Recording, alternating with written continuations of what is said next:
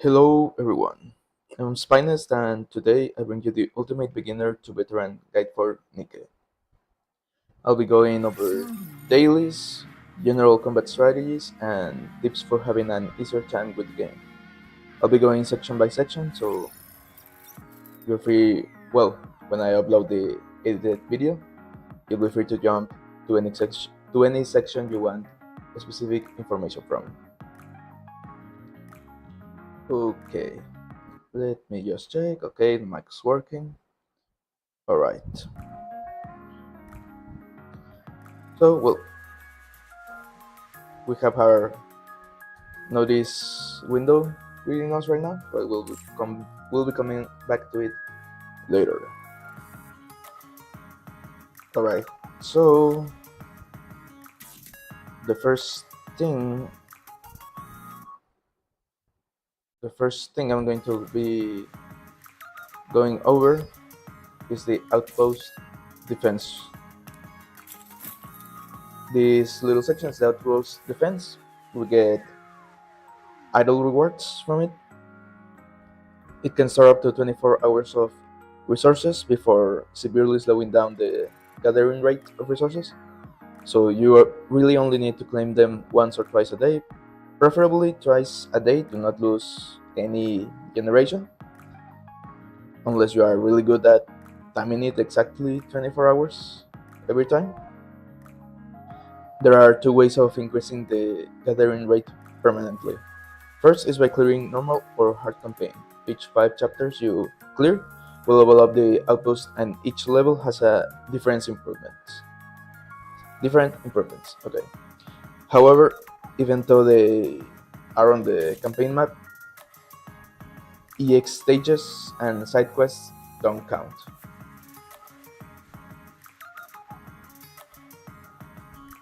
Okay. Second way is by completing lessons on the Tactics Academy on the outpost. Some of the lessons affect the outpost defense gather rate multiplicatively, so they can be a pretty huge boost later on in the game. I'll come back to the Tactics Academy later to explain it in more depth. You also have a free wipeout once a day, which instantly gives you 2 hours worth of outpost defense resources. So let's claim the free daily outpost, the wipeout, and claim the normal rewards. Alright, let's move on to the outpost.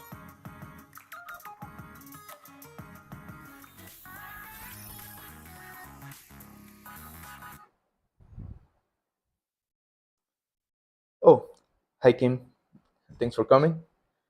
So, okay, let's move on to our next section. Sorry if the music and the background suddenly cuts off.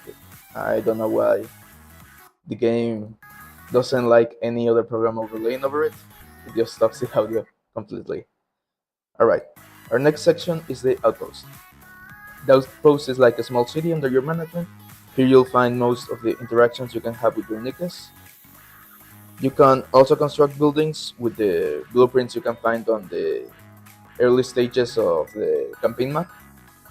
Aside from the blueprint building, doesn't the blueprint building doesn't need any additional resources. Only the I'm tripping over my words here, but damn it. Alright. Building the buildings doesn't need any other resources aside from the blueprint building. So I recommend just building them all for the Tactic Academy unlocking requirements and brief encounters. Brief encounters are small scenes available once you have recruited the NIKKEs that appear in them. However, you can only see 5 new encounters each week. You have this counter over here. These are your brief encounter tickets, and each encounter will give you a small reward after reading through the scene. Or well, you could also skip it if you don't have the time right there and now. Okay, right now I don't have any brief encounters I can show you, but maybe on the edited video I will get some footage for it. So let's move on to the Tactics Academy, shall we? Here you will have several lessons which boost different aspects of the game as they are completed. The complete lessons To complete lessons you must pay credits and fulfill certain conditions. Some lessons needing certain buildings to have been constructed on your outpost. The lessons do get increasingly more expensive, going from costing just 5,000 credits in the beginning to later on getting closer to 100,000, and even later on these last three sections costing 1 million credits each. However, even with how expensive completing the lessons can be, I recommend getting them done as soon as possible. This is because the bonuses given by the lessons are incredibly good. Some examples being unlocking more building slots, increasing production of resources, unlocking more dispatch expeditions on the bulletin board, and increasing the daily amount of expeditions that can be done. Increasing the rewards of some game modes and unlocking slots on the synchro device. On the long run, these bonuses will definitely impact your account, especially the increased generation of resources. Each lesson tells you what its bonus is, and here you can see by sections which bonuses you have.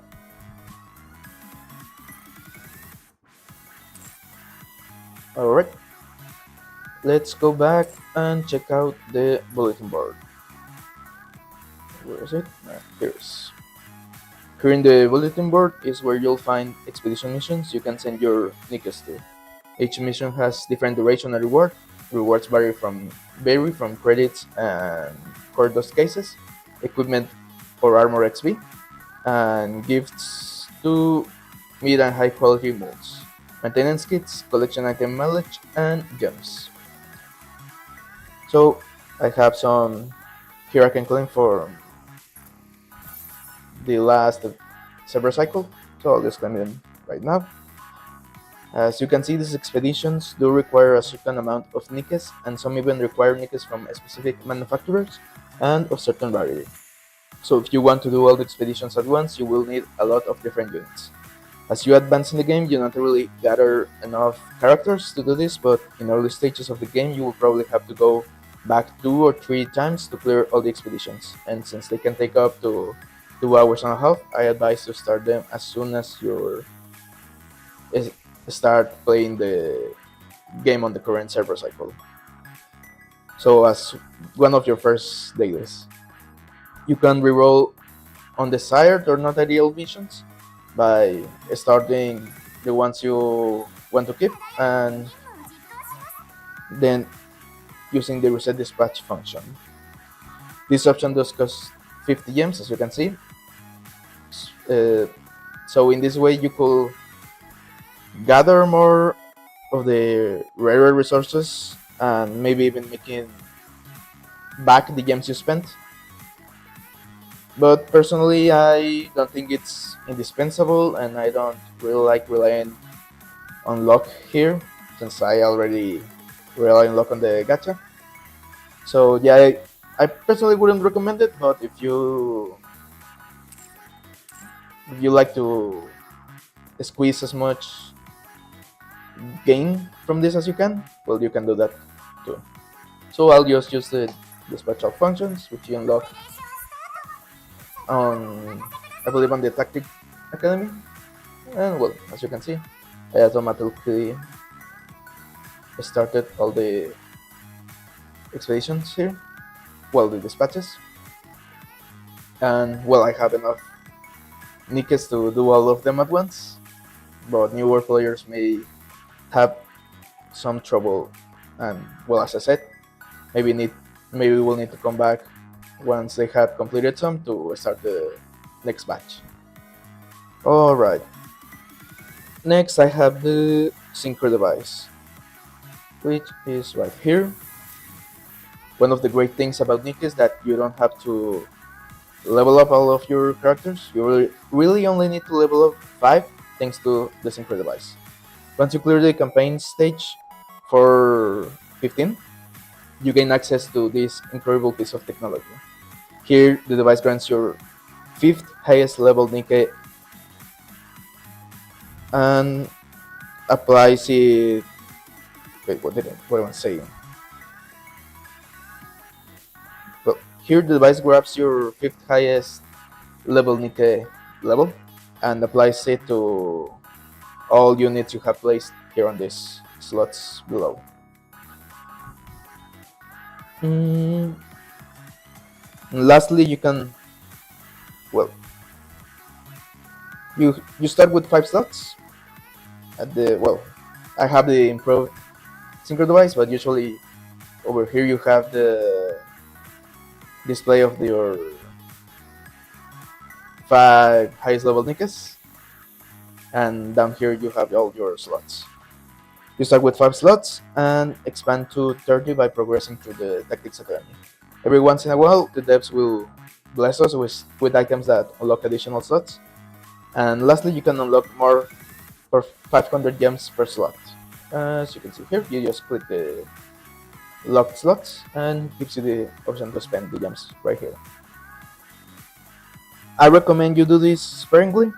This is one of the 2 acceptable ways to spend gems aside from the recruitment. You can remove NIKKEs at any time, but this causes the slot to enter a 2-hour cooldown. You can clear this cooldown by forgive me, it's 4-hour cooldown. You can clear this cooldown immediately by spending gems, but I wouldn't recommend it.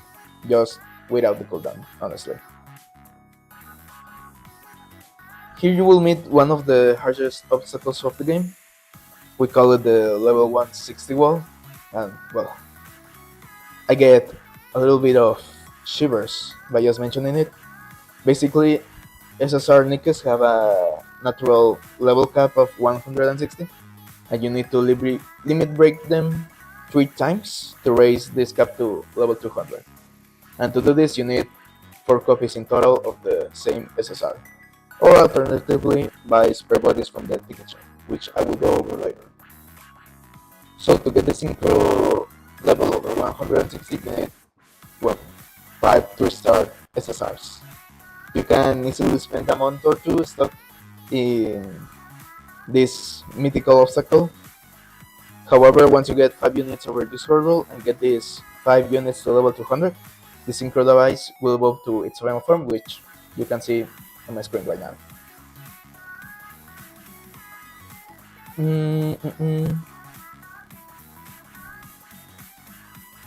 From this point, the device will lock these 5 units in the device permanently, and the synchro level will be set to level 200. And you will no longer level up NIKKEs individually, but rather level up the synchro device itself. This incredible advancement does come with a cost. To level up, you will now need 10,000 core dust at level, well, to level 201. And from there, you will see some increases later, which I will mention next. Well, and as you can see, you also need to use credits and battle data. This makes the core dust an incredibly valuable resource, since you don't really get to a lot of it compared to how much credits and EXP you gather. But well, as I said before, even worse, at level 351, you now need 11,000 core dust, and the price will go up by 1,000 core dust every 50 levels from that point. And well, you can see, I'm at 11k core dust for leveling up right now. Don't worry too much though, I will later go over the best way to get core dust and how to best use the core dust cases. Also know that on level 201 and every 20 levels from there, you seem to get a significantly higher boost to your combat power, but not so much on the levels in between. So how about I showcase the level up for you. Another great quality of life improvement that we have on the Synchro device is that you can open cases from here. So let me go over here. I need 8,000 cordos right now.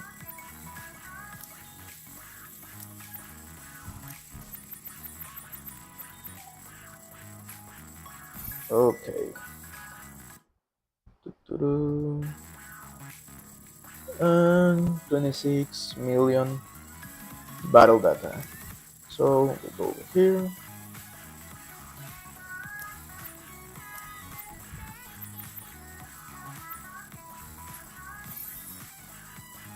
Need a little bit more. There will. Now I meet the requirements and I can enhance the synchro device. And there you have it. I leveled up and everyone I have slotted on the synchro device has leveled up with it. Alright, let's go to the next section.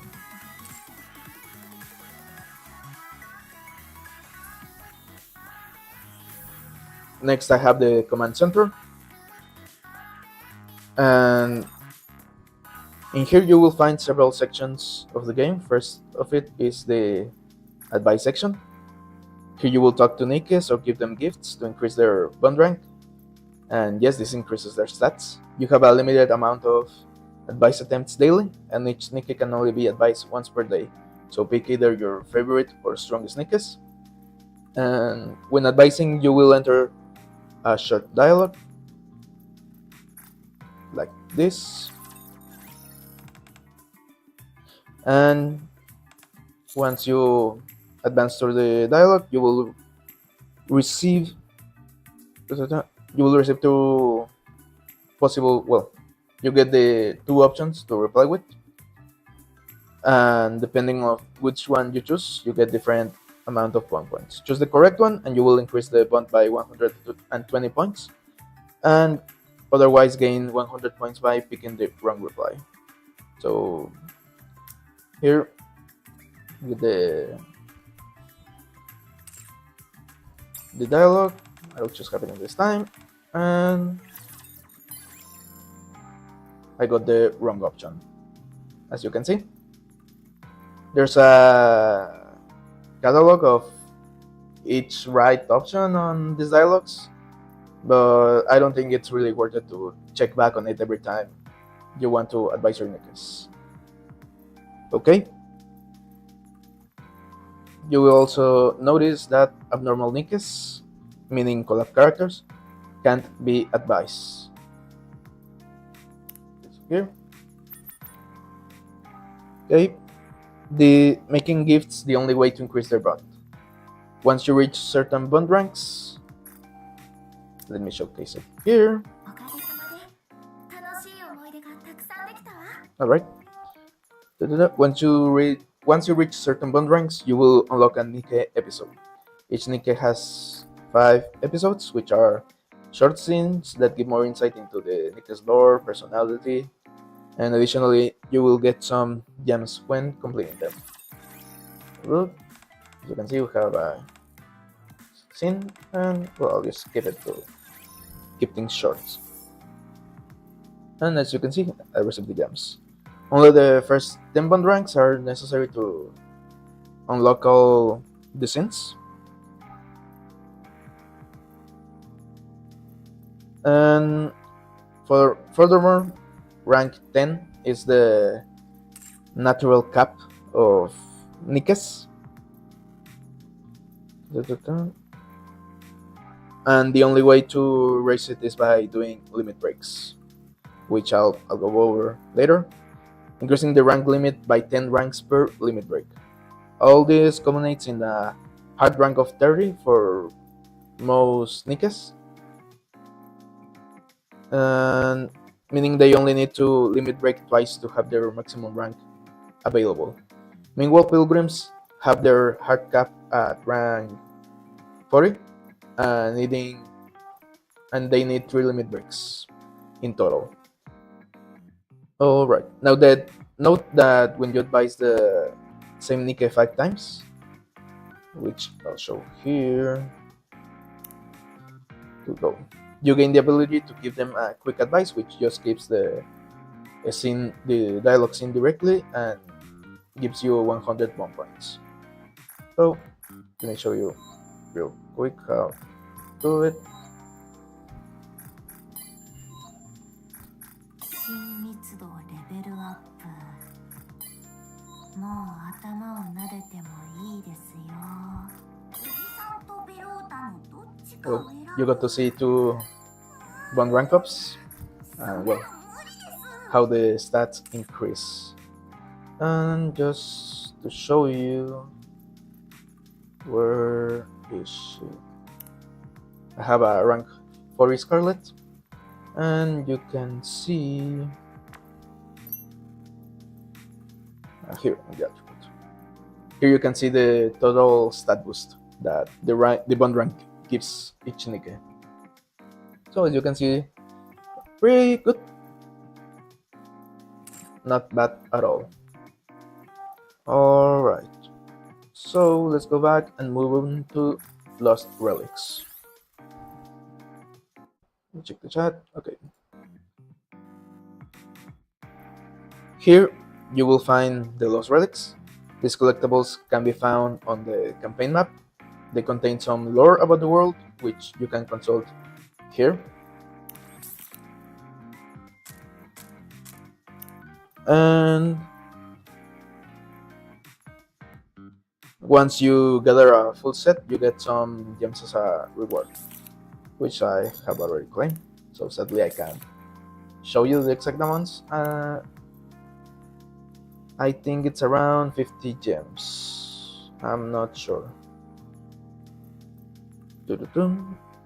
Next, let's move on to the jukebox. In the jukebox, you can play the game soundtrack. As you can see, some of it will be available from the get-go, but a lot of it has to be unlocked by finding the tracks in the campaign. Similar to the Lost Relics, you will also get some gems for collecting a certain amount of the same album songs, which this I can show you. And as you can see here, each checkpoint is 50 gems. Let's go now to Recollection. In Recollection, you can revisit the main story scenes, brief encounters, and even event stories. However, you do need to unlock each event story with an item you can only get from current events, which is this one, the memory film. Finally, the side story, which we can find here, is, as the name suggests, a secondary campaign that diverges from the main story. You can get gems and an avatar frame from here, but I recommend you wait until you advance a good chunk of the main story before coming here, just to avoid spoilers.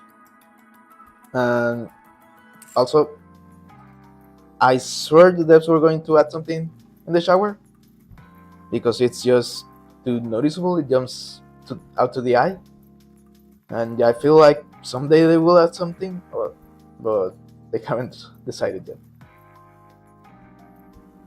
Now let's exit the command center and let's go to the recycling room. Check the chat. Okay. In the recycling room, you will use the corresponding console to increase manufacturer and class research. These are the consoles. Manufacturer research increases attack and defense, while class research increases HP and defense of the matching NIKKEs. This doesn't really affect much your combat power. It takes a long time to build up, so I will say don't worry about this section. Just use the consoles as you come across them, but there's no need to buy them from the stores. I'll address this again when I talk about the shop. Additionally, we have a general research which increases HP of all NIKKEs and also has its re-energy, which I also suggest don't buy. You get a lot of it. As you can see, there's a cap that depends on level, and I have a lot of it stored up. Mm, let's go now to the infrastructure. No, not you. Let's go to the infrastructure core. The infrastructure core is where you'll see your infra stage and the chips you have activated. The infra stage increases with infrastructure points, which you get from completing achievements, which I will mention later. Chips have some pretty useful bonuses similar to Tactics Academy, but not as impactful.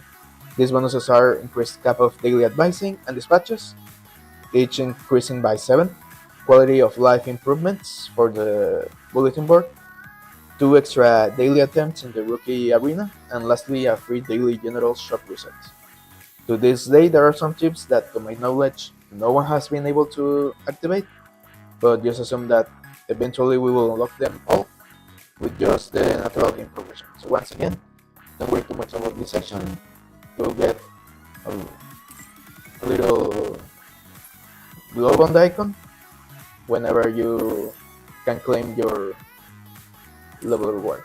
So yeah, don't worry too much about it. It will just take care of itself, basically. Now let's move to the elevator. Shall we? In the elevator, after clearing stage 520 on the campaign, you unlock the rehabilitation or liberation mode, however you want to call it. In this mode, you can pick one of 3 criminal NIKKEs to rehabilitate. Once fully rehabilitated, the selected NIKKE will be liberated from the center and recruited by you. To rehabilitate a NIKKE, you'll have 3 daily free missions and an additional 3 you can buy for 50 gems each. Which, well, it's up to you if you want to liberate them faster. I personally don't think it's worth to spend the gems. When clearing missions, you'll get points, and you will need 3,600 points in total to complete a rehabilitation. However, there are checkpoints along the way that will show a scene when reached, as well as give you gems. These checkpoints, the scene they activate, are what you will usually get from advising these NIKKEs. So once you recruit them and go to advise them, you will see that you already have all the scenes unlocked and that you won't get additional rewards from them. Now I recommend starting with Guilty up here.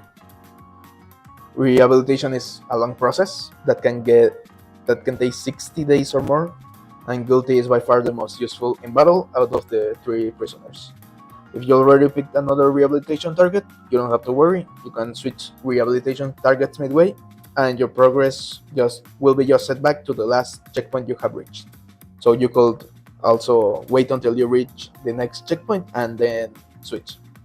Switching also refreshes the 3 free missions. Alright.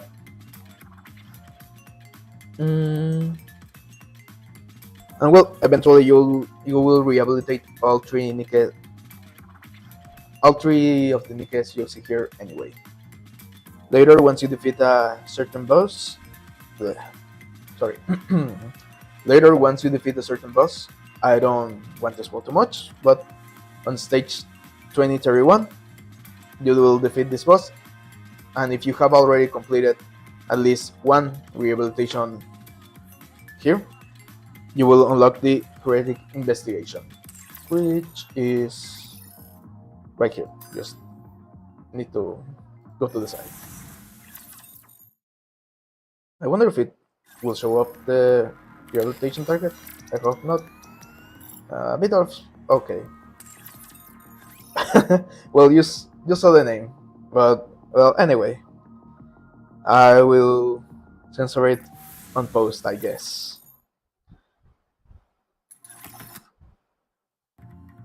All right.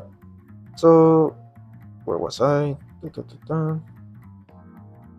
Well, oh, wrong one. Mm-mm-mm.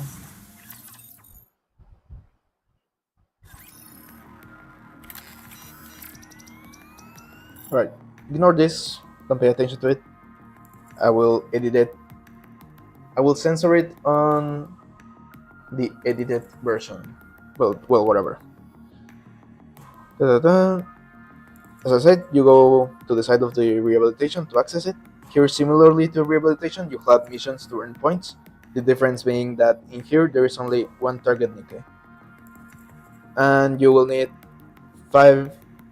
Well, you will need 5,400 points to recruit her. This can take more than 90 days, but it is definitely worth the effort. I will recommend starting this mode as soon as possible,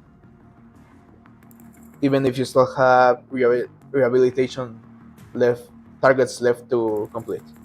Depending on the units you have recruited till this point of the game, the NIKKE you obtain in this mode will give you a very good boost to your advancement in one of the PvE modes of the game.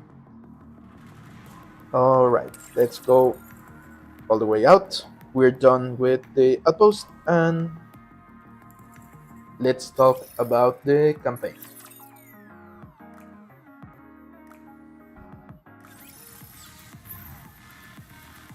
Okay, so here we are in the campaign. There are two modes here, normal and hard campaign, which as you can see I'm on the hard version right now.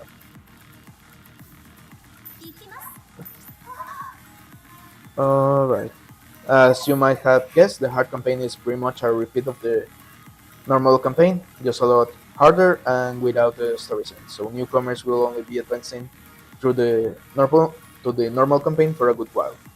On the field of both normal and hard campaigns, you will be able to find items and collectibles, also known as lost relics in general, even though not all of them are collectibles for the lost relic section of the outpost. And you will also find songs here, as I said before. On the first chapters of the normal campaign, you will find the blueprints needed for buildings on the outpost. Aside from that, other items you can find are credits, battle data, core dust, and gems. So make sure to find all of the items lying around on the field. As I said before, the more you advance through the campaign, the more resources the outpost defense will generate for by the level ups it gets. So make sure to make some progress whenever you can, and well, the story is very good in my opinion, so I hope you also like it and get motivated to progress more in the game. Additionally, when you reach certain points of progress in any given chapter, EX stages will appear, usually around 2 or 3 per chapter. These stages are challenges that will mostly feature a long boss, sometimes it's just a hard normal level, and in this mode you will also have the auto battle functions disabled, and your NIKKEs will be set to a specific level. However, this limitation doesn't affect other sources of stat boost like equipment, recycling room, and collection items. This makes these stages basically unclearable until you get good equipment or collection items. However, as I said before, these stages don't influence the outpost defense level, so you don't have to worry about leaving them for later. EX stages do give you a handsome reward of 300 gems, so keep them in mind for when you need more for recruitment. And well, let's do this boss. This stage, shall we? Just to showcase a normal campaign stage. I should be able to clear it. I don't want to be embarrassed. Oops. Click the wrong thing. Doesn't matter.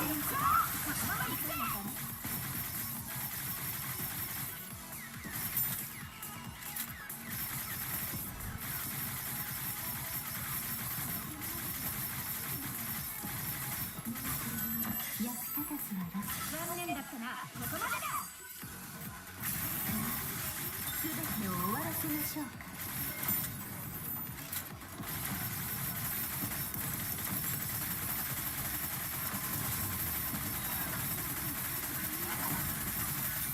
And there we go.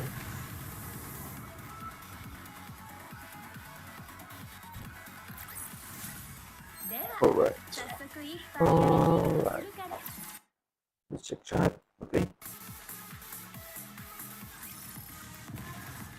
はい、かしこまりました。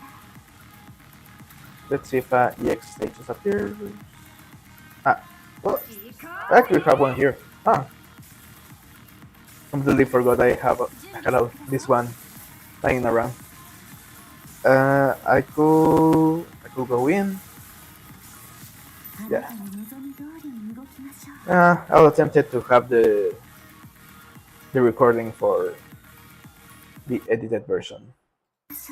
クラウン王 Alright. 国の威厳を示す時ですわ。 You can see the auto battle disappears. 残念だったな。 Uh, クラウン王国の人、天地万物 you have to manually burst. The game won't do it for you. Um,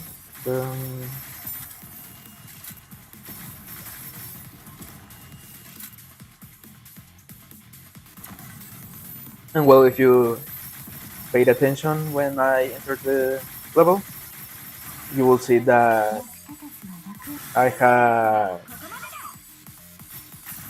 all my NIKKEs were set to level 420.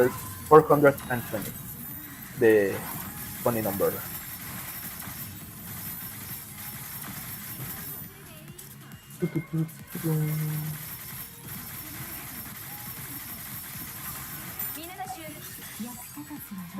Looks like I'll be able to clear this rather easily. But as I said before, beginners will have a little bit of trouble on this section. I just have really good equipment right now. 見たでしょ。 Okay. あなたの王がもたらした勝利ですわ。 Alright. Let's move on to our next section, shall we?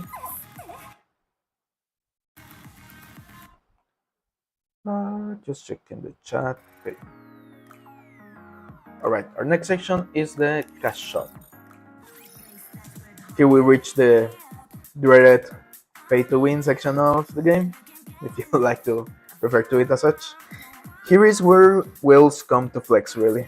You will find here different packets you can purchase. These packets contain different resources, as you can see here.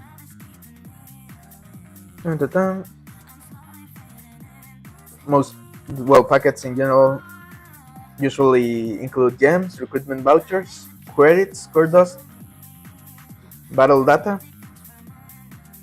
and some other randomized items. Well, not randomized, but some miscellaneous items. That's the word I was trying to say. Here you can also purchase customs for your NIKKEs, as you can see. Do note that not all customs are available for purchase here, as some are limited time only and can only be obtained through mission passes, or through custom gacha. However, if you missed a limited custom you wanted, do not feel too discouraged, as one custom has had a rerun before, and well, there's a small chance that we may get to see some of them again. Now, the most important part of the cash shop is over here, which are this is something that will interest free-to-play players too, which are the freebies. First, we have the step up package here. The step up package consisting of a free reward at the beginning and 4 others locked behind a paywall. This package resets after some time. You can see the timer here. You will be able to claim the free part up here again. Then we have the campaign package. Wait, what is it? Here it is. Here you also have a little freebie at the beginning, but this one does not reset. So you can only claim this once. And finally, the most important, we have the daily, weekly, and monthly free packages. And well, just as the name says, these are free packages that give you gems, and in the case of the monthly and weekly, you also get some mid-quality bolts, and well, each one can be claimed respectively once a day, once a week, and once a month. So I'll just claim my free daily package right now. And let's move on to the actual shop of the game. With the scenes of capitalism behind us, we reach the actually important shops. Here you spend the in-game currency for a variety of items and resources. All shops here reset daily. Well, except the last one, the recycling shop. This one resets, I believe, weekly. Yeah, it resets weekly. So I'll go through each shop and tell you what's actually worth buying and what is just a ripoff. Let's start with the general shop. You have a free item at the beginning that is randomized between credits and cordos. And as I said before, you will eventually get a free shop reset daily once you reach infrastructure core level 11. You will have 2 free items daily. After that, I don't think it's worth buying I don't think it's worth spending the 100 gems to refresh the shop again. From the rest of the items, it is recommended to buy daily the raw battle data, meaning not in a case, before you reach level 200. After that, if you really are lacking on battle data, you could keep buying it, but only the one that is exchanged for credits. I don't really recommend it, since you start gathering a lot of battle data with the outpost defense and rewards from other game modes. Especially, you get a lot of cases. If there's cordos being sold for credits, always buy it. So right now we have cordos, let's buy it. And let's also claim the free item.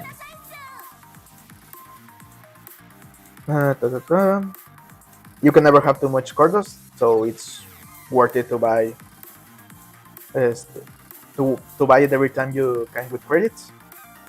However, it is not worth it to buy with gems. So don't spend any gems here. Not worth it at all. If the profile custom pack has a 40% discount, I will also buy it, but it is purely a cosmetic feature, so this is completely optional. The rest of the items here are, well, just crap, not worth it at all. I wouldn't recommend buying any of them, and I can't emphasize this enough, do not use gems in any of these shops.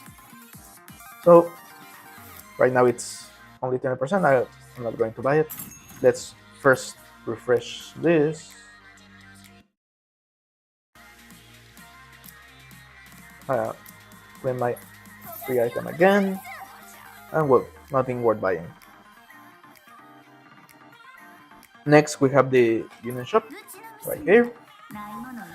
Here you use union chips, which are only obtainable through union rates. I will go over the union rate later. Here you will find batteries for the enhancement of harmony cubes, which I will also go over later. And we also can find the spare bodies for the NIKKEs you can rehabilitate.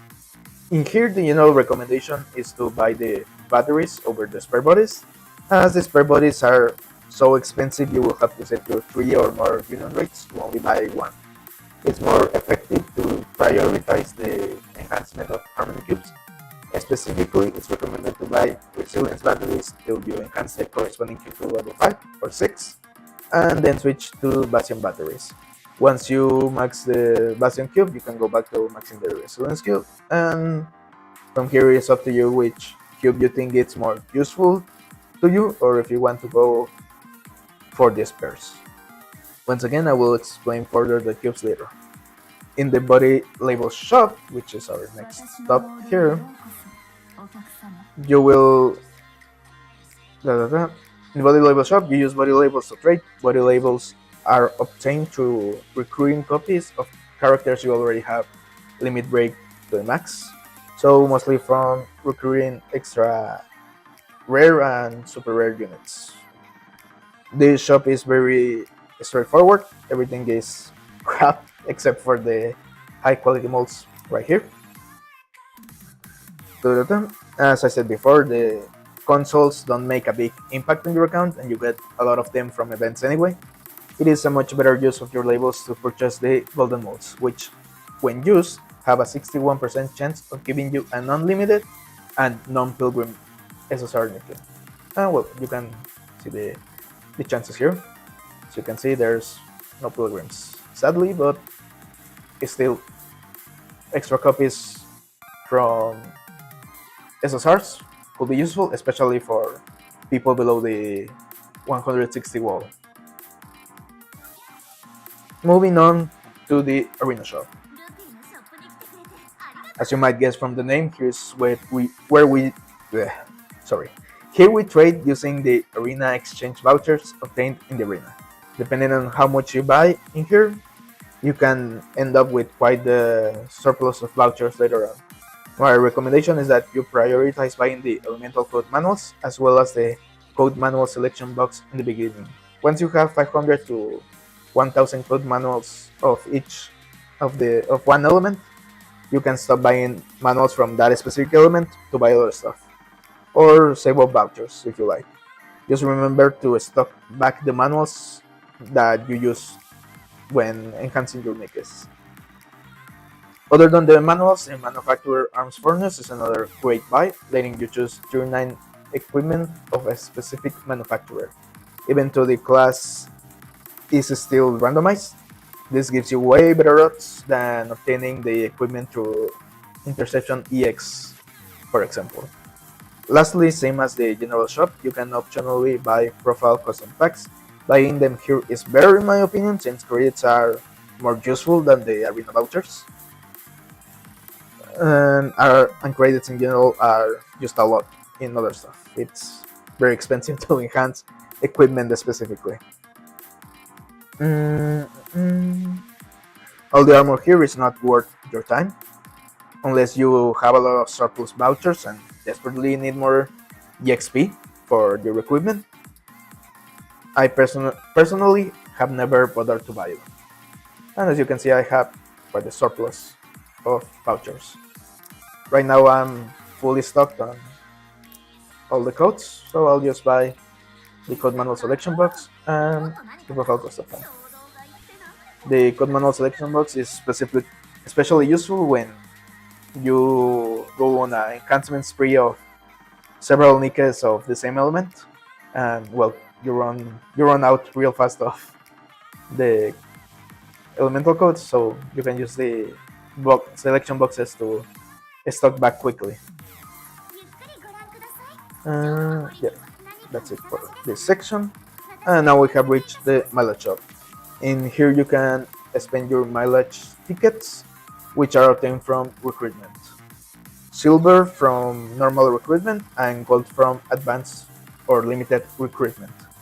I'll go over them later. What you need to know now is that silver tickets can be exchanged for spare bodies of a limited selection of NIKKEs. So you won't find any pilgrims here aside from Mini Snow White and Noah. This means that you won't get the NIKKE herself by buying them, it gives you the spare body directly. The gold tickets though can be exchanged for the NIKKE herself. However, the only NIKKEs available in the shop will be the ones that have a current limited recruitment banner featuring them. And for the foreseeable future, any NIKKE that has a favorite item or more or less they're simply added to the game. I'll also explain favorite items later. I recommend that if you're below or on the level 160 wall, you save your silver tickets until you have enough to 3-star the 5 NIKKEs you need to go over level 200. After that, it's better to spend them on DPS units. Some honorable mentions being Maxwell and do not though not directly featured. You could also get Lablas through the selection boxes of Season 1. For the gold, just use them if you are desperate for a copy of the current feature Nikke, or like me, you can wait for a potential rerun of your favorite Nikkes and save for them. Technically, the best use of gold tickets will be for pilgrims, due to their low probability of recruitment, and abnormal and seasonal Nikkes due to the very limited nature of their obtainability, especially in the case of collab characters, since you won't ever see them again, and seasonal Nikkes do tend to come back whenever a new seasonal event drops. Alright, finally, the last shop is the recycling shop. In here you spend broken cores, which are obtainable only through co-op. And once again, I'll go over co-op later. In the recycling shop, all the items are surprisingly worth buying. However, chances are you won't have enough broken cores to always fully clear the shop unless you rank consistently in the around top 10 in co-op, I guess. So here is the priority of items in the shop. At the top of the list, we have gems with core dust as a close second. After that, the credit cases and the rock credit. Lastly, tied at the bottom, we have the battle data cases and the gifts. Although battle data can be scarce in the early stages of the game, on the latter parts, meaning after level 200, you will have a very decent stockpile of battle data cases. On the other hand, gifts are not indispensable to buy, but can greatly quicken the rate at which you rank up the bond level of your Nikkes. And well, you will need them. Uh, they are indispensable only in the case of the bond rank of abnormal Nikkes. Mm-mm-mm. So, ta-ta-ta. Yep. This in some cases means getting some rewards more often. Ta-ta-ta. Well, quickening the rate at which you bond rank your Nikkes could mean in some cases getting some rewards more often. Uh, and what I'm referring to are the gems you get from the stories. And also quickening the rate at which your Nikke improves with the stat boost they get from each rank up.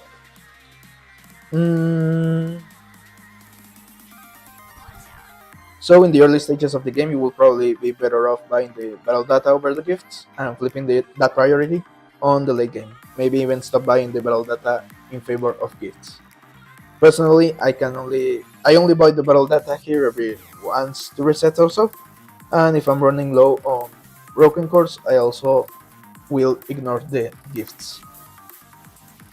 Alright, so with that we're done with the shops, and we go to the real meat and potatoes of the game, the place where you will spend most of your time, the bread and butter of Nikke, the arc. Though the campaign is important to see the story of the game, and to unlock several sections of the game, the arc is where you will really spend most of your time. Here we have several game modes, 4 of which you will probably want to farm daily. So let's get to it. Let's start with the interception, shall we? We have the interception here. Look at that. Don't look at that. Let's start with the basics. Well, let me drink some water.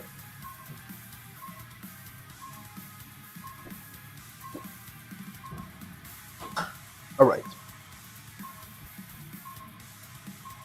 In interceptions, you will have up to 3 attempts daily to clear a boss battle for rewards.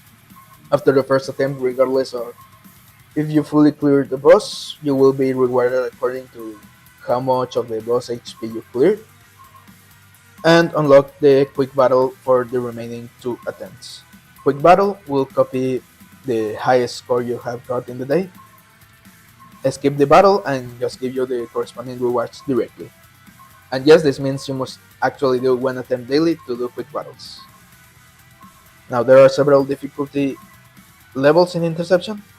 Starting from the easiest, we have Interception level D, right here. Here we have Altizen, also known as the Train. There aren't really any super strategies for this version of the boss.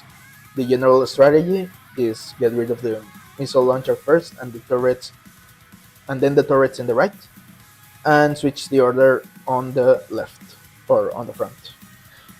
Look out for the QTE after destroying all the parts, and any destructible rockets it fires.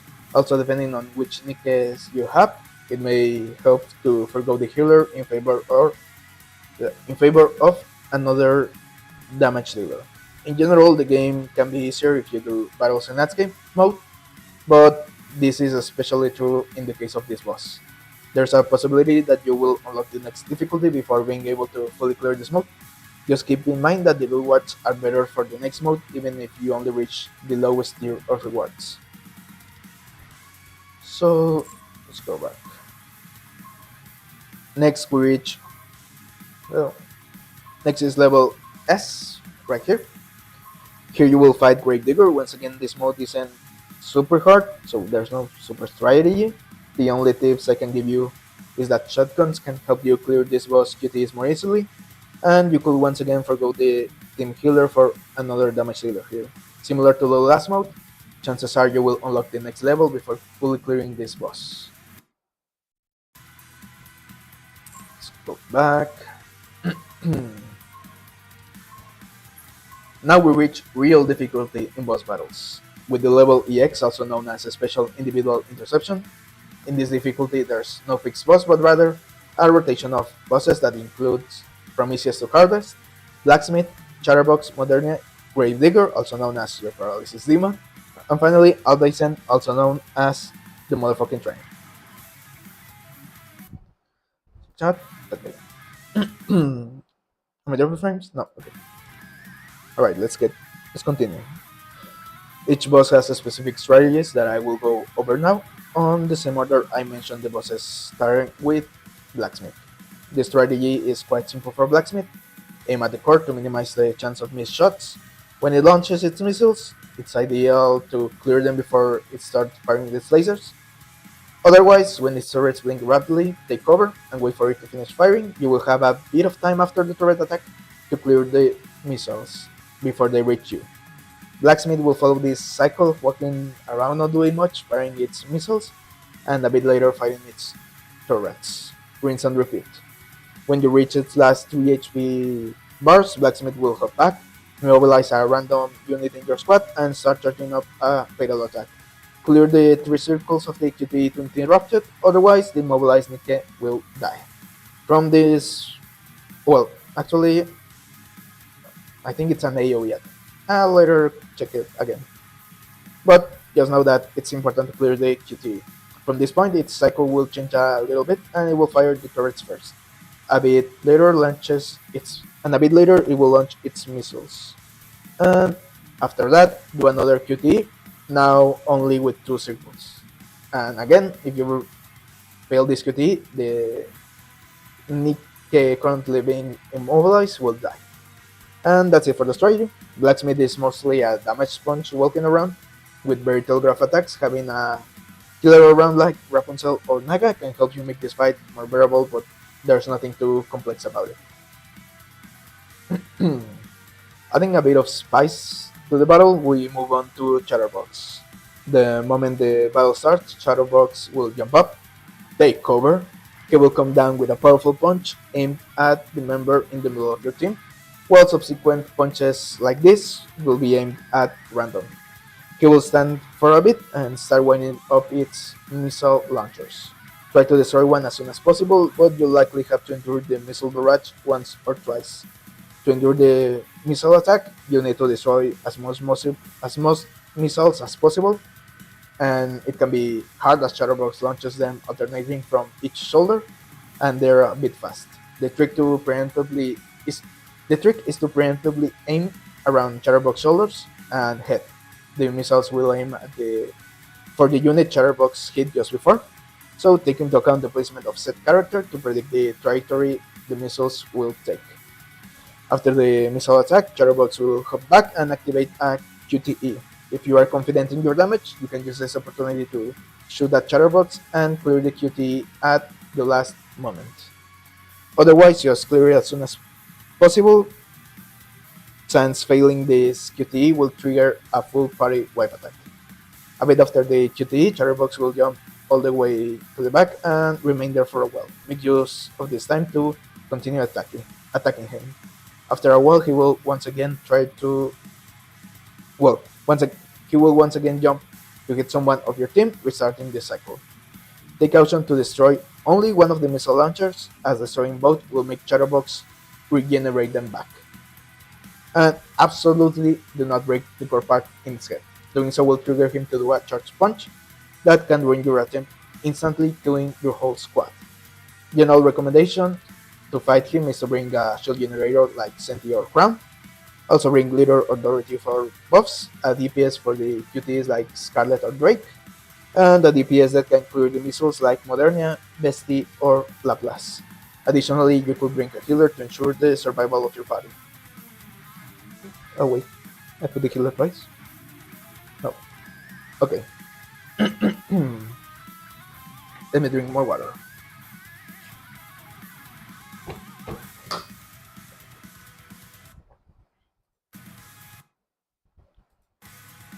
Alright. Moving on to Modernia, a similar level of difficulty to Chatterbox, but different strategy. As soon as the battle starts, aims for the core with the hope to break it.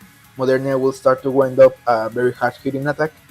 If you break the core before this animation starts, you will prevent her from performing this attack. Otherwise, once this animation starts, even if you break the core before the attack, she will do it regardless. If you're not successful in breaking the core before the animation, you should still aim for it and take cover just before the attack hits. You will see a big light just before. The attack is completely survivable by tanking with cover, but you will use up all of your shield in the process, making the next time she performs this attack the end of your run. That's why, although it's ideal to prevent this attack from happening in the first place, the real objective is to prevent a second one. After this initial hurdle, Modernia will float around alternating between launching missiles and occasionally shooting her turrets. Both of these can be tanked for the most part with a good healer. Only the destructible missiles can be a bit of a problem, so try to clear them. The next part of this strategy is to aim for one of the missile launchers and destroy it. Once again, destroy only one, as destroying both will make Modernia go all the way back, regenerate both, and start teleporting randomly through the screen, launching some very hard-hitting missiles.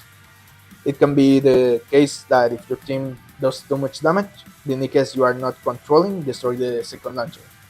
In this case, just ignore both launchers and aim for the center part of the body. Now we move on to a real challenge. Weight Digger is a QT nightmare. This boss is simple to understand but hard to clear. The whole fight is pretty much a series of QTEs that you have to clear. If you fail two in a row, you will die. However, the QTE after a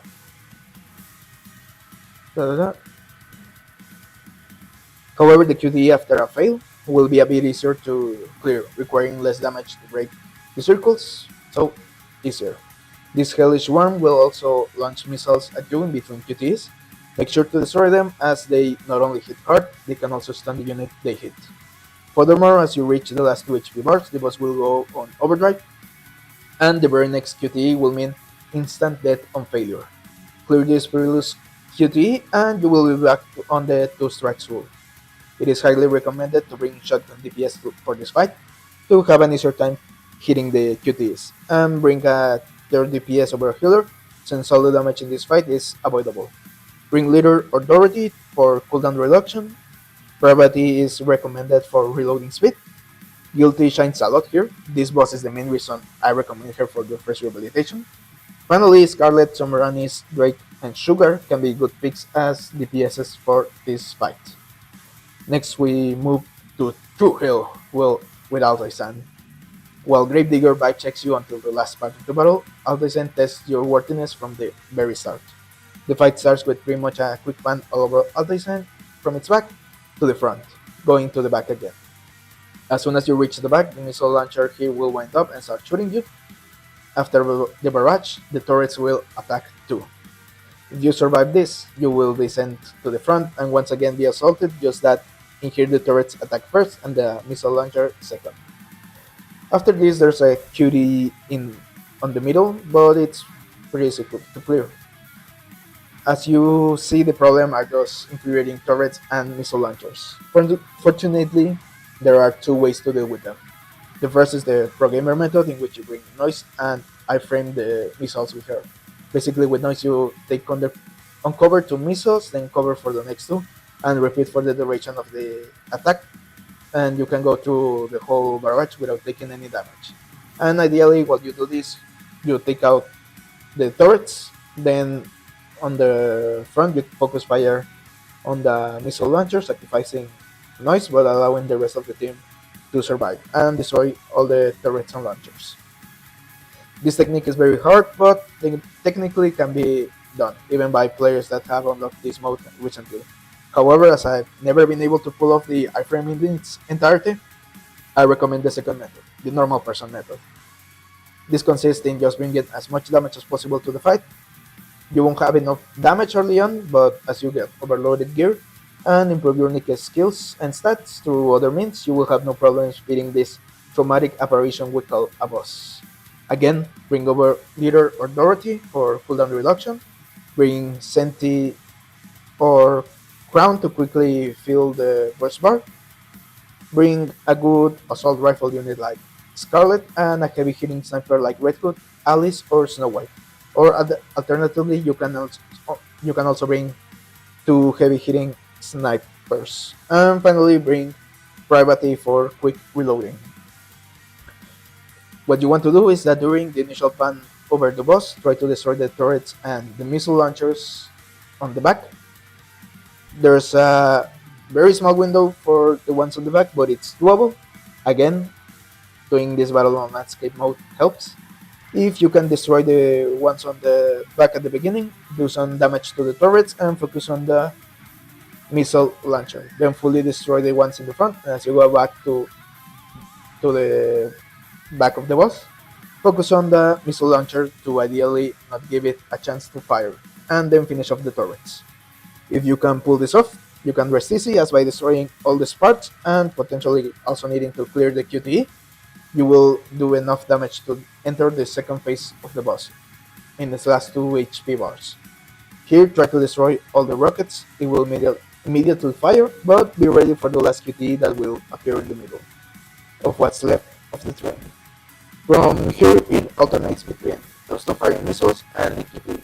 So as long as you clear the QTEs and destroy the rockets, you will fully clear this boss without problem. However, if you fail any of the QTEs on the fight, it will mean a total party wipe.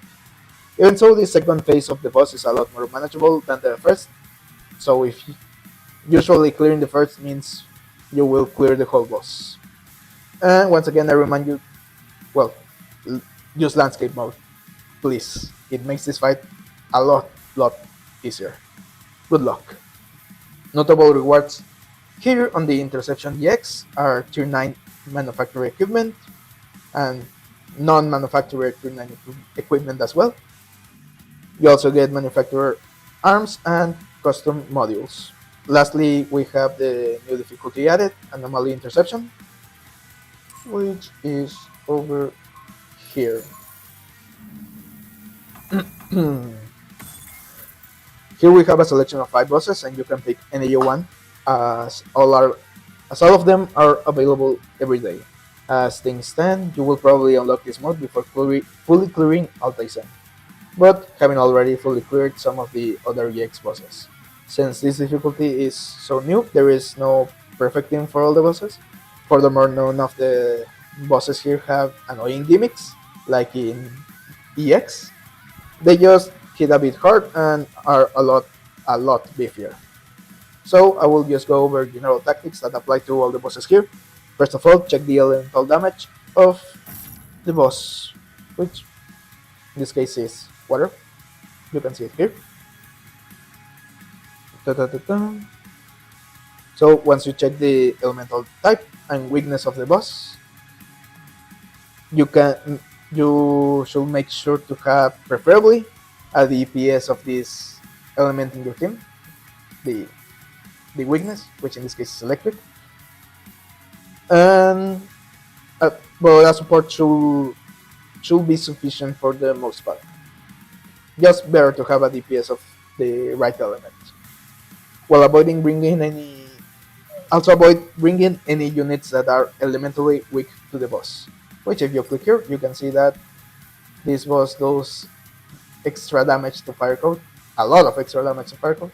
So avoid bringing fire code to this battle. Okay. You mainly need someone that can deal the corresponding elemental damage, since all the bosses have QTs behind shields that can only be pierced by the elemental damage they are weak to. For this purpose, even a support will be able to clear the QTs, but having a DPS of the corresponding element is better for the long-term damage on the fight, as that element will deal additional damage. Even better if you can get a good full team to be of its elemental weakness. Outside that, you just need to learn each boss's attacks and patterns, but they are very intuitive and I will explain them further in a future video. For now, I'll just tell you that most players believe Kraken, right here, to be the easiest boss. Here we get pretty much the same rewards that on EX, but with a better drop rate, and with the addition of custom locks, manufacturer arms furnaces, and the ability to partially choose which equipment to get by battling the boss that drops the equipment piece you want, be it head, arms, torso, or leg equipment. It's also worth mentioning that this mode you only need to reach stage 7 to get the maximum amount of rewards, and even stage 1 yields better rewards than EX stage 9. So you can see here, Kraken drops more custom modules, mirror arms, individual a torso piece, headpiece for Ultra, and Harvester drops leg pieces. Alright, let's move on to our next section. Or, well, actually, let me rest my voice for a little bit, and I'll do a fight to showcase this mode. I'll go with Ultra.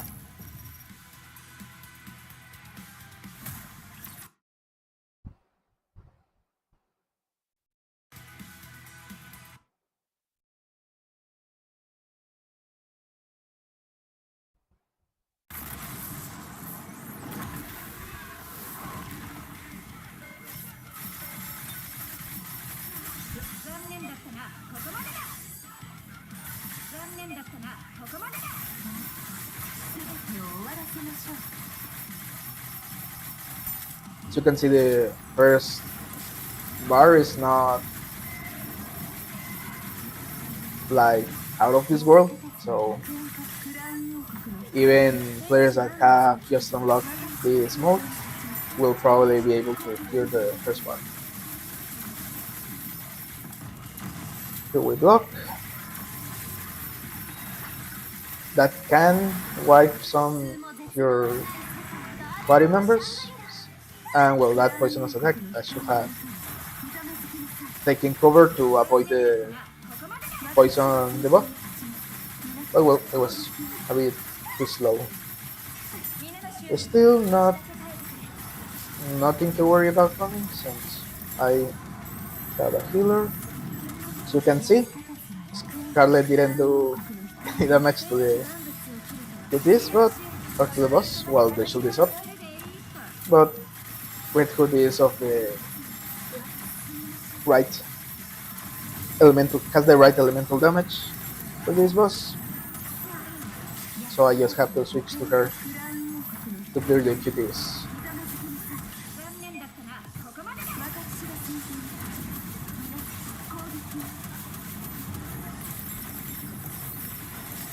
Or if I'm in full burst, and so everyone aims at what I'm aiming, I can just keep going with Scarlet. Mm, mm, mm.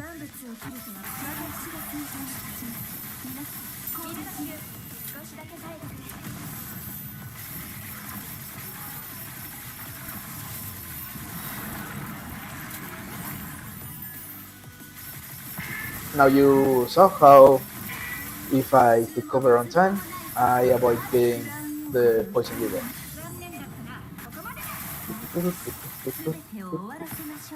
And we have a QT here. Right now, this is my current limit on this mode, the fourth stage. But still, I get better rewards from, as I said, you get better rewards than from fully clearing on EX.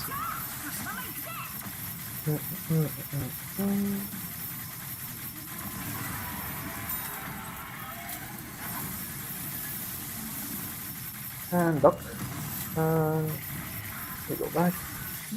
And we get ready for the poison attack. It's right there.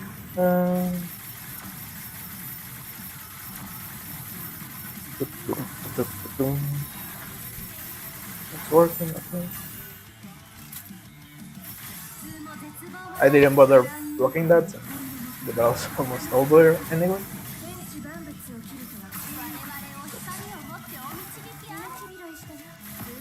Alright.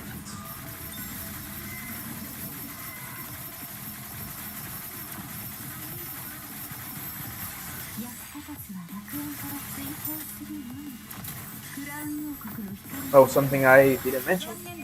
In Interception Anomaly, your characters will maintain their current level unless they exceed level 400, they will be set back to level 400.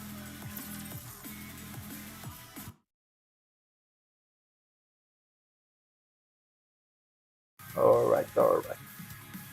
Let me check how this is doing. Okay, number of frames. Alright. And well, as I said before, you can just do quick battles for your other two attempts.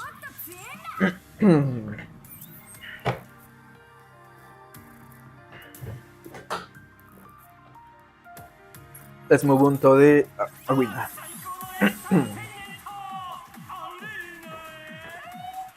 Okay, next up is the arena. Here we have our first taste of PvP.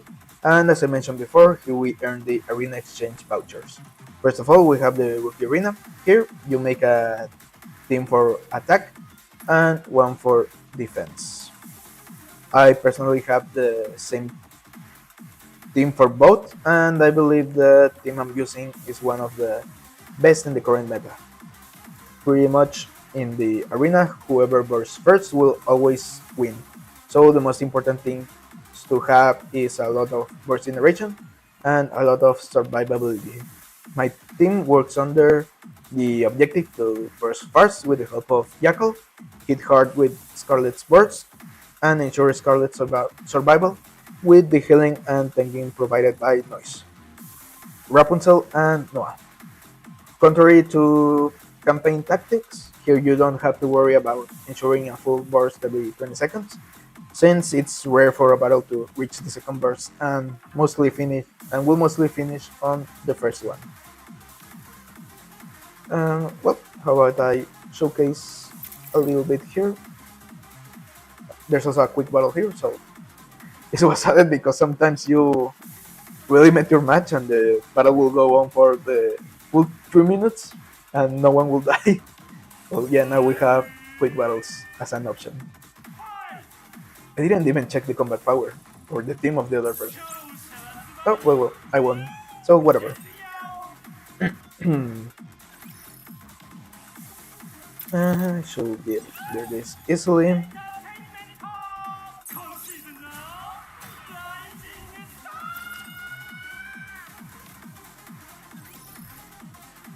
And well, in in the arena, you can take the liberty of doing quick battles, especially because you don't control all your characters anyway. They do auto battle throughout the whole PvP encounter.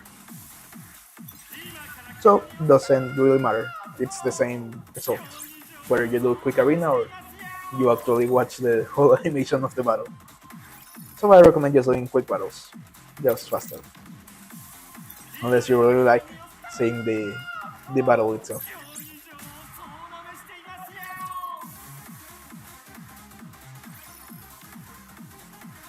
Mm,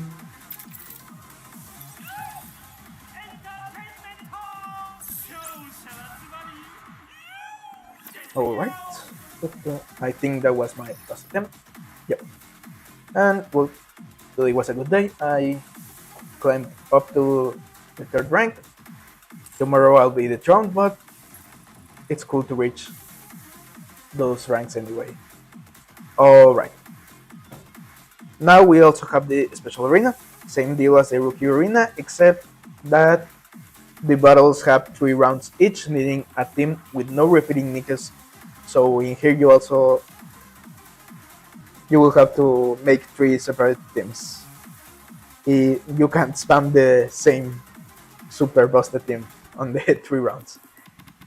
Anyway, in here you also have idle generation of vouchers and points, which you can have here. The generation rate of which depends on your current battle ranking, and similar to the outpost defense, it will only start up to 24 hours of generation. You also can gain gems here when the season ends. This also depends on your ranking, and you can see the specific rewards on the ranking menu, which is like here. Well, here's the rankings. There's the battle and the point ranking, which wow, I'm very low on the well, more or less. And here's the rewards.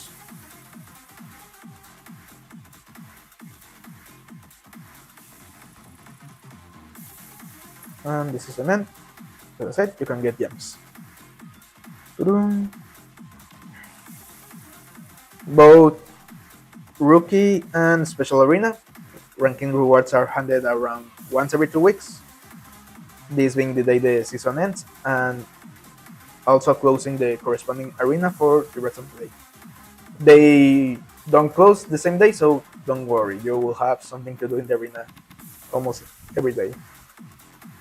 And finally, we have the champion arena, but this has been here since day 1 as far as I know, and there's no way to unlock it from what I heard. So just ignore it, devs just left it there to mock us.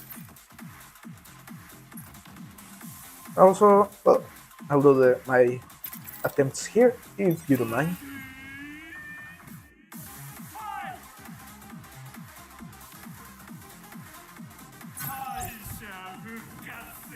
Boo. Alright. Oh, Focus. I think this guy I have defeated before. So let's see how I do.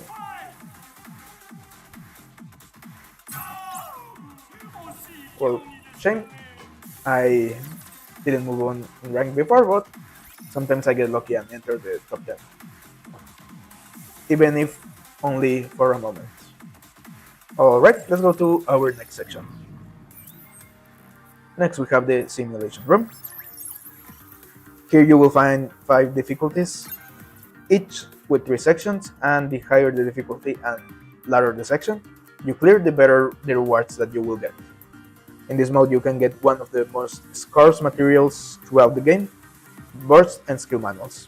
As you might guess from their name, these are used to improve the skills and burst abilities of your nickes, so I'll go further into detail about this later.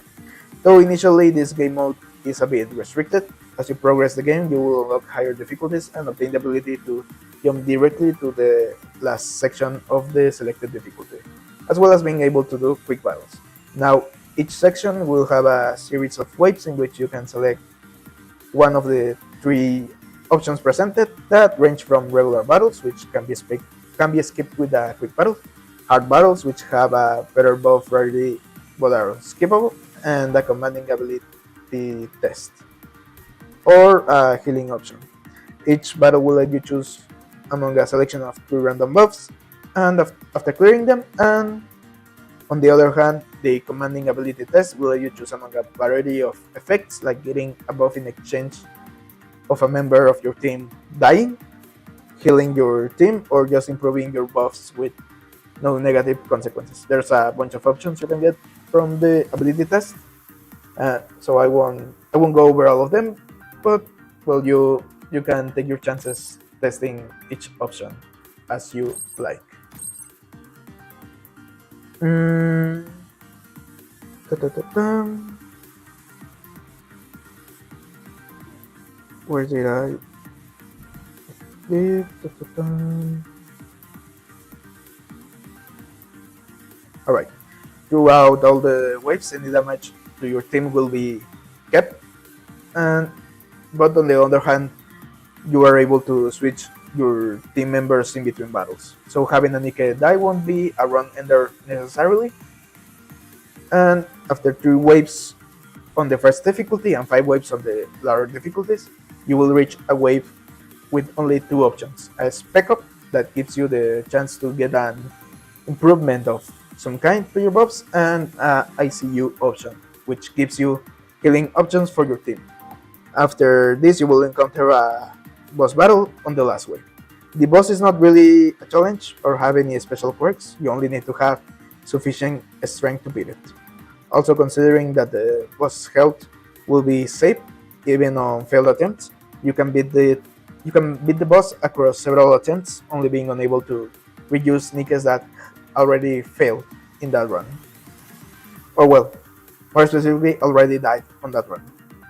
Note that clearing the last section will give you the rewards of the selected difficulty, so you can jump straight to it with no issues. From the buffs you can get, I recommend mainly getting high quality power for better damage and quick powder to enable rocket launcher NIKKEs to fill the burst bar faster. Once you fully clear a section, you can get the option to end the run and choose a legacy buff. This means each run you can pick one buff to store for subsequent runs. Keep in mind, all legacy buffs are reset every 2 weeks. Once you reach a certain amount of strength, you will start to find even the highest difficulty, which is 5C, as you can see here. You'll start to find it very easy, and the rewards a bit lacking for your level. And so the devs introduced the overclock mode as a way to help this situation. This mode is available for limited periods of time, sadly, and it doesn't reset daily but every 2 weeks instead. However, the rewards are the real deal, and the difficulty is somewhat adjustable to your level. Once again, the higher the difficulty, the better the rewards are. So here's the overclock mode. Ta-da. In this mode, you can activate various debuffs for your team and buff the enemy raptors instead. Each option activated increasing the difficulty and the rewards up to a ratio level of 50 and starting from ratio 1.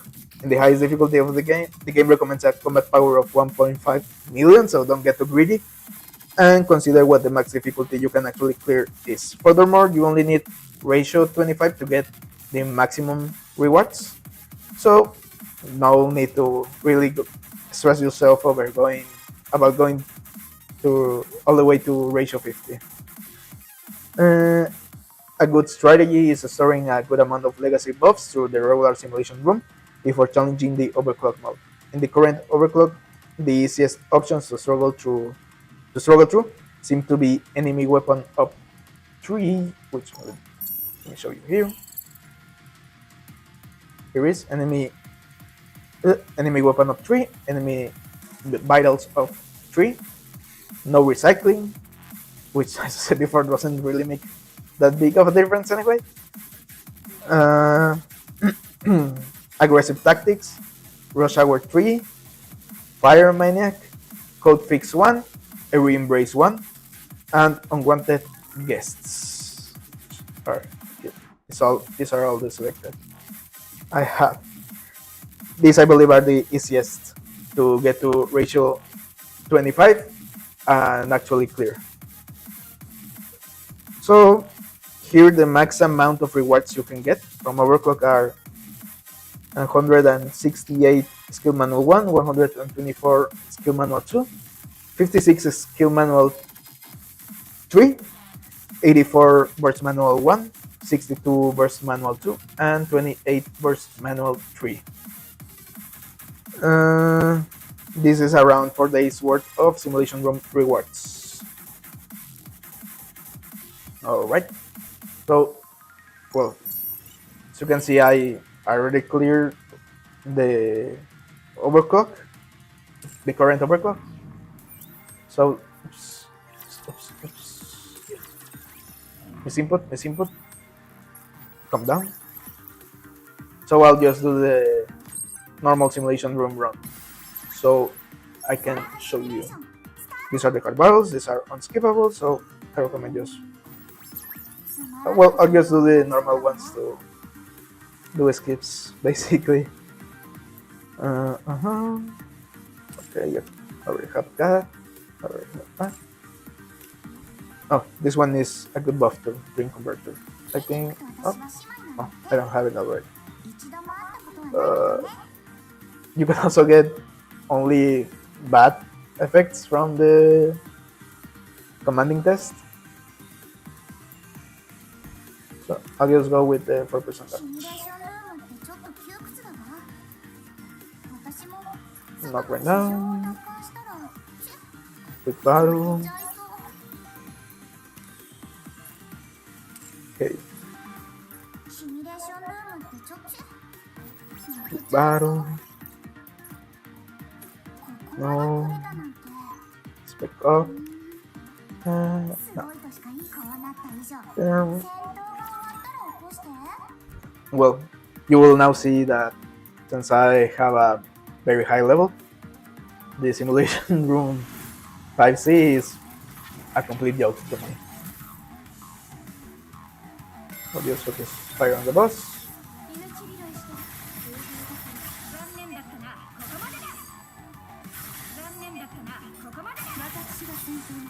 And it's on. Wow! So yeah, you can see why higher level players want higher difficulties and reward more appropriate to our strength. 5 seconds. The battle lasted.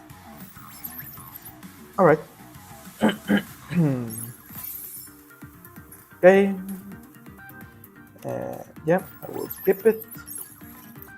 And let's go to our next section. Now I'll go here. May drink some water. I think I'll write on the stream side. Okay, everything seems to be working. Alright. Okay. So, changing lanes into the third tower. Here you will actually find 5 towers, each having several floors or stages to beat. Every 5th and 10th floor having a boss or a difficult stage, aside from more rewards. So what's the difference between the towers? Let's start with the actual third tower. This tower, this tower is always open. You can bring any NIKKE to challenge it and go as far as you can, only limited by your strength. Each floor rewarding you with gems, core dust, and credits. The other 4 towers are the manufacturer towers. These are only open on some days of the week, and you can only bring NIKKEs from the same manufacturer as the tower. This makes the Pilgrim Tower in particular very hard on the early game, just from how unlikely it is to complete a full Pilgrim team. The manufacturer towers have the same rewards with addition of the manufacturer molds, which are this. Similar to high quality molds, getting 50 of these, you use them for a 50% chance of obtaining a SSR NIKKE of the same manufacturer, which you can see here. However, most players believe these molds are coarse for how often it is to get a SR NIKKE instead. A lot of people getting even rare nickes only, which, as you can see here in the chart, there will be only 20% chance. So yeah, these are pretty cards. They take a long time to gather and are often disappointment, but still a chance to get a easy SSR. Okay, so how about I should be able to clear this, it seems. So I'll give it a go to illustrate the Tri Tower. It's pretty much just a normal stages for the most part. これもまた一つの勉強でしょう。 I will switch to Bestie. So じっとしていただけますか。では I should have Focus Fire on the Elite Raptor on the back here. 集中してください。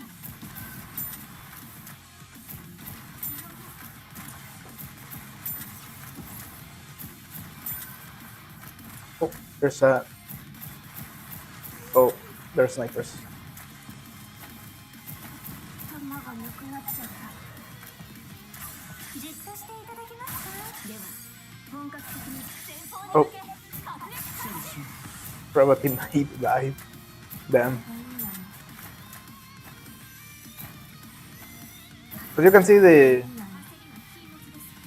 real difficulty of these stages, not the stage itself for the most part, is more about the limitation of which nickes you can bring.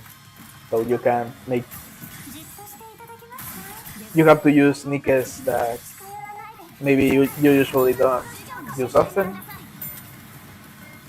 And well, you can see me struggling right now, but I think I may just be able to beat it. では本格的に前方に向け爆撃。皆さん授業に集中してください。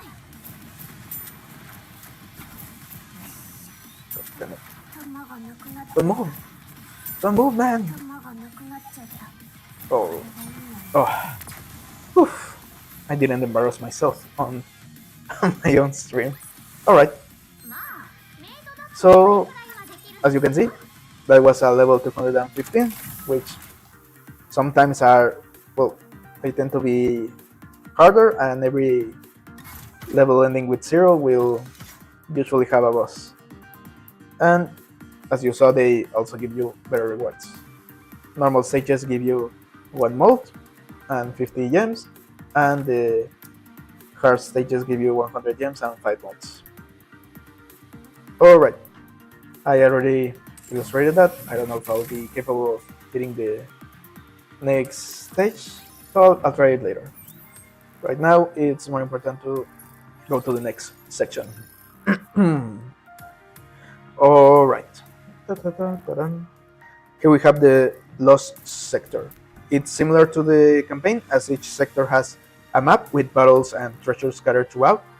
The difference being there are no story scenes here, and there are puzzles you must solve to clear and to get to the end of the sector, as well as getting all the treasures. The chests found here give you gems and other resources, but more importantly, opening all the treasures gives you a 100% completion bonus that rewards you with a generous amount of gems. Which is blocked here, but you can make out it's 500 gems for the 100% progress.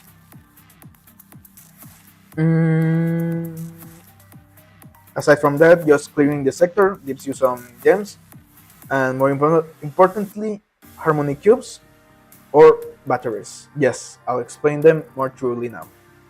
Harmony cubes, which are situated here, give your nickes a variety of buffs, like increased reload speed in the case of the resilience cube. Well, I lost a bit where I was. Harmony cubes give your nickes a variety of buffs, like increased reload speed, refunding ammo for every 10 shots, increasing charge speed, increased stats, etc. Plus, all of them increase elemental damage when upgraded to level 5. Do note that all cubes have a limited amount of slots for nickes, and each nicke can only be slotted in 1 cube at a time. On the early game, the reload speed of the Resilience cube is very good for all DPS units, but further down the line, a lot of them benefit more from the Bastion Cube. That's why earlier I recommended upgrading Resilience to level 5 and then maxing the Bastion Cube. Other than that, the Onslaught Cube, which is somewhere here is the Onslaught Cube is good for uh, most snipers. Assault Cube is good for shotguns and assault rifles. The Wingman Cube can serve to boost the performance of units that didn't make the cut for the better cubes. The Quantum Cube is good for PvP units like Jackal and Noah due to the burst charge boost. And from there, the Defense Cubes for tanks and the HP Cubes for healers. And well, I already showed all cubes here. And my very different levels in some of them. Alright, in the lower right corner, no wait, what am I watching? Da-da-da. Now the batteries are gaining the batteries gained on the lost sector are very limited. That's why earlier I suggested buying them in the Union shop. The only other way to obtain them being Solar Wraith, which I'll explain later, but they're true, the amount you can get is a bit limited. And with that, we finish this. And how about we go to the ranking? Back to the Arc Lobby, you will find in the upper right corner the ranking. Here you'll find the rankings of your server for the hack campaign, for the towers right here, as well as manufacturer upgrading. In here, every time the first place in the ranking reaches a certain threshold of progress in the corresponding ranking, all players will receive a supply chest, which is not much of a reward. It's more of a little pat on the back. And the ranking count in the ranking rewards will be updated. In the lower right corner, you will find the ranking rewards. Okay. Here you will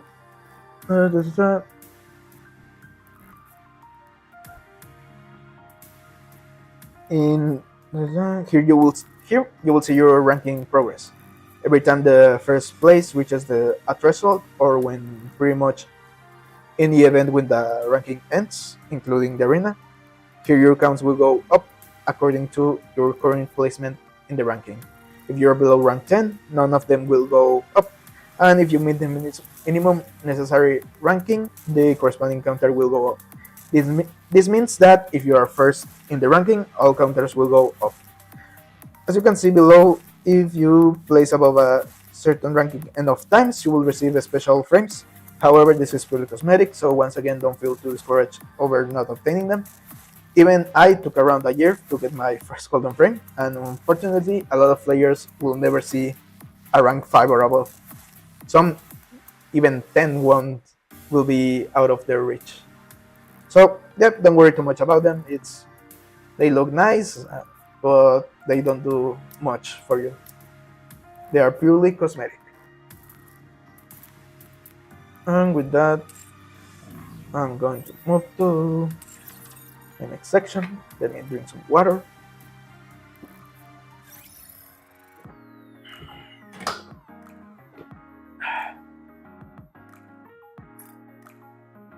Here we have the friends, and the friend list and the search friend function.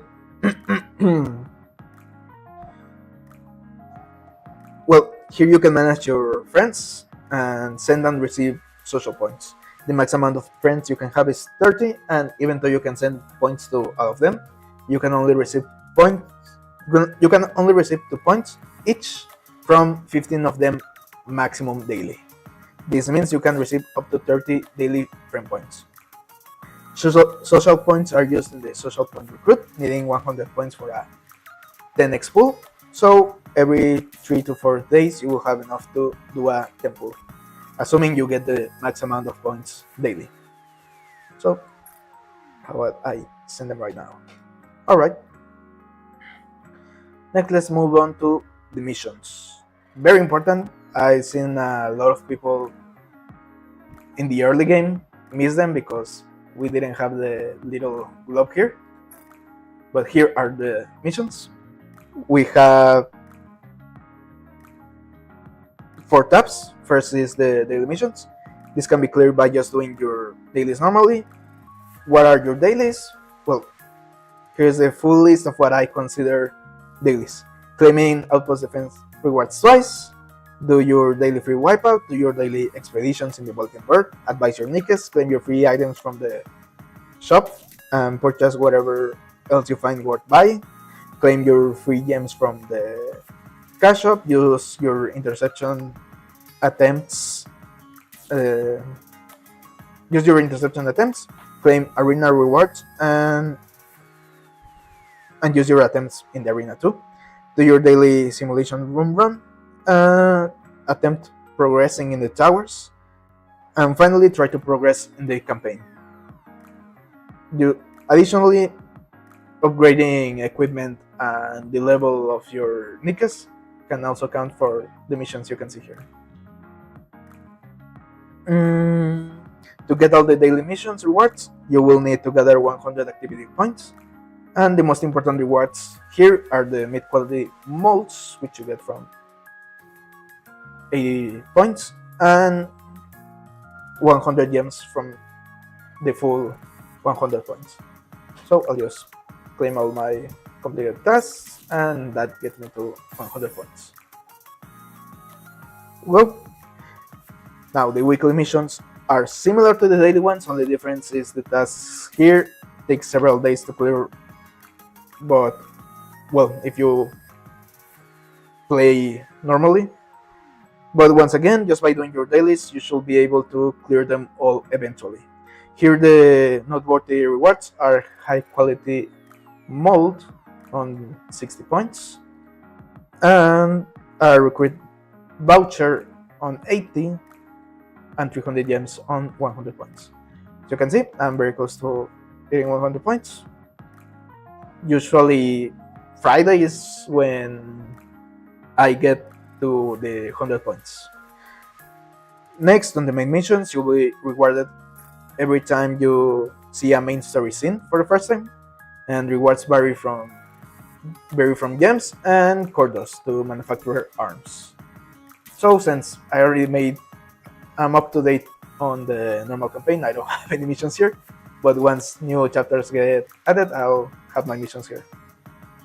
Finally, we have challenge missions, which are mostly auto-updated long-term missions. For example, you will have clear interception 10 times, then after clearing it, it will become clear interception 50 times, then 100, then 200, etc.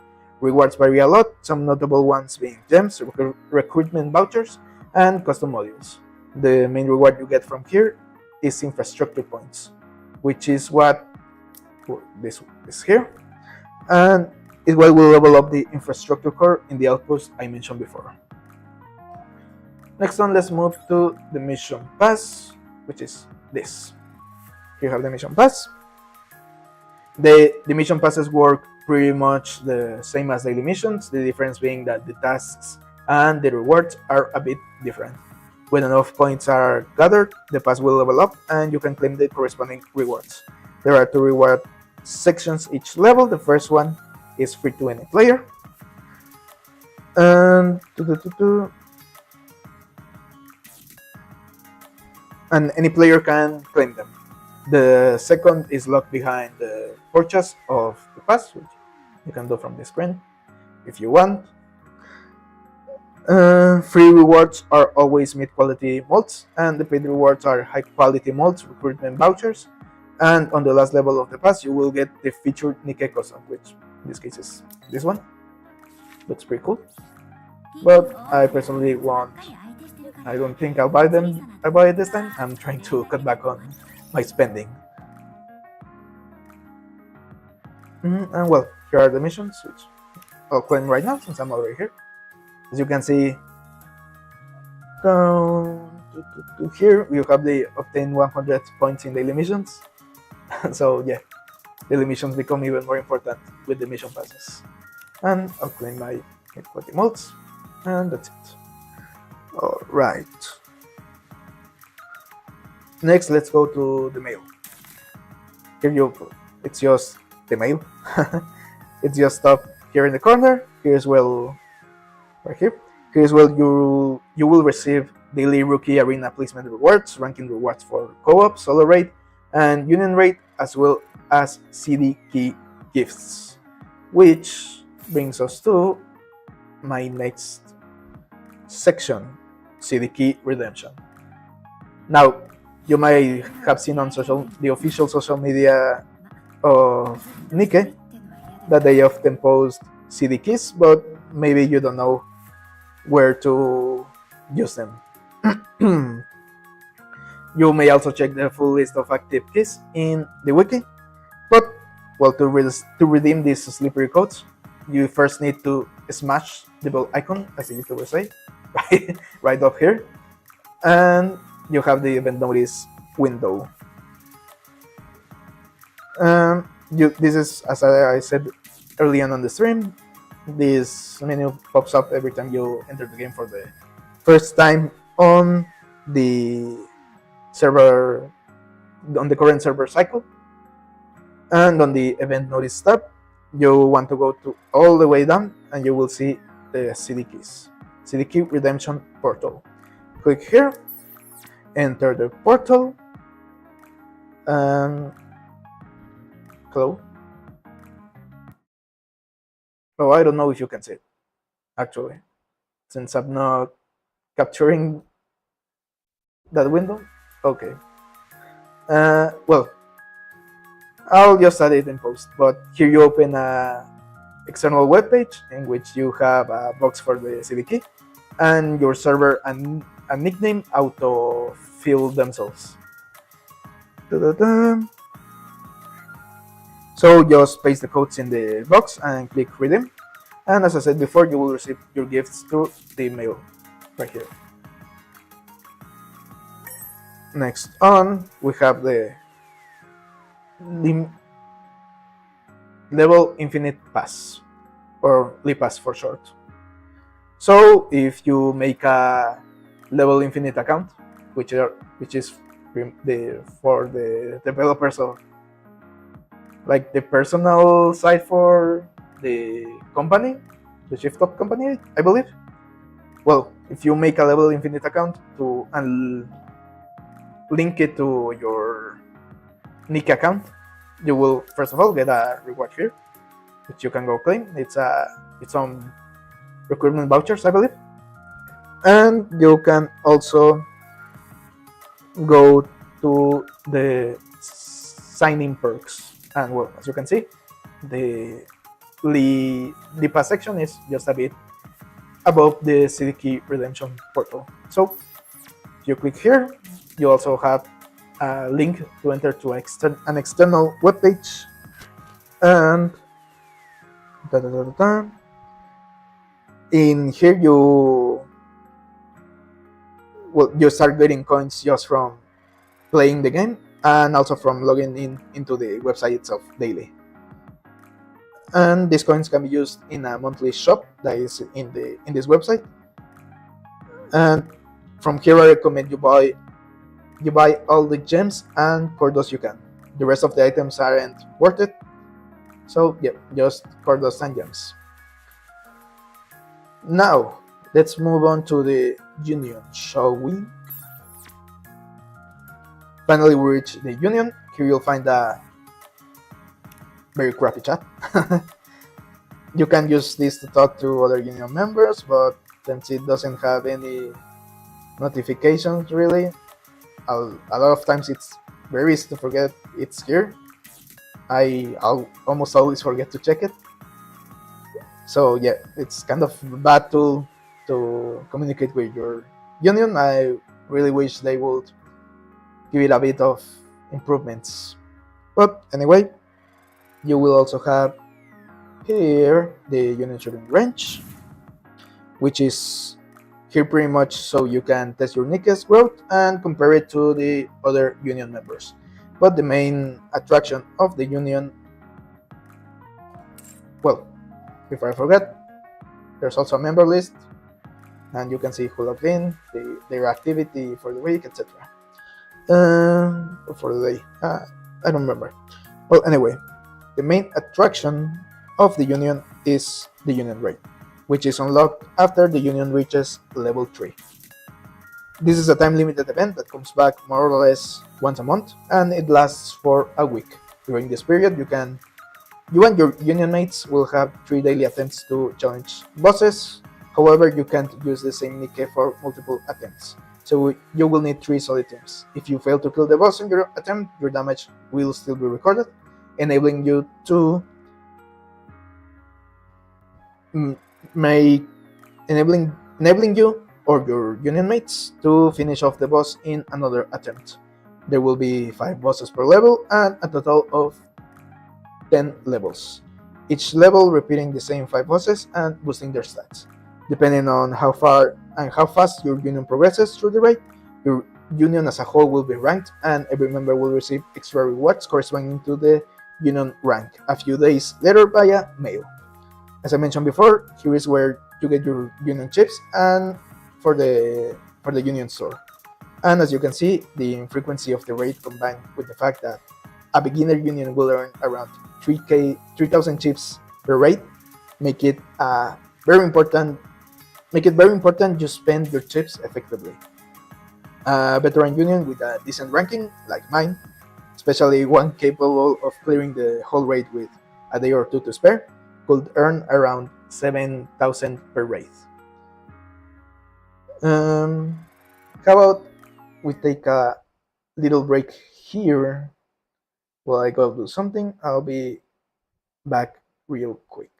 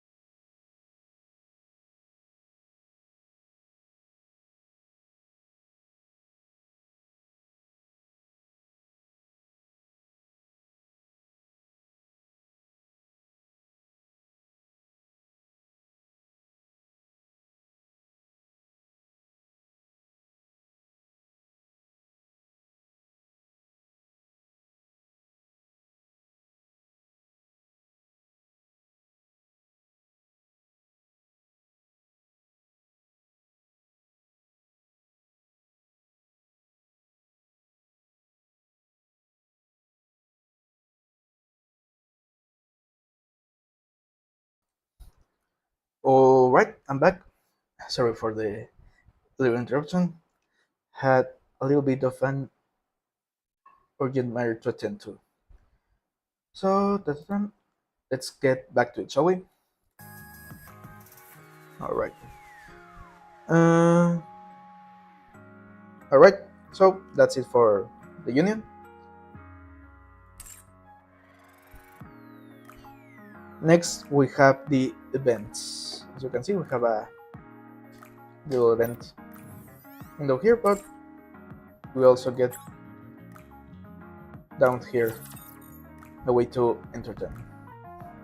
Alright, so events are limited time size stories with farmable nodes.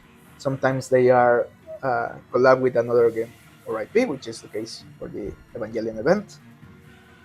There are two event grades, and I will refer to them as normal events and premium events.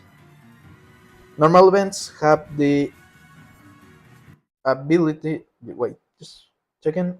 Alright, yeah, everything working properly. Okay. Normal events have the story levels, some stages being repeatable for farming, and some days after the event initially drops, the hard story will unlock.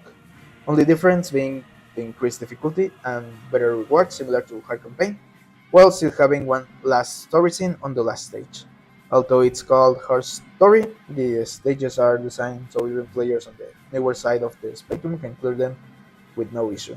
Nick is around level 100 to do just fine in my opinion. So just keep an eye out for Nickes that have additional rewards buff. Shall show here in a moment.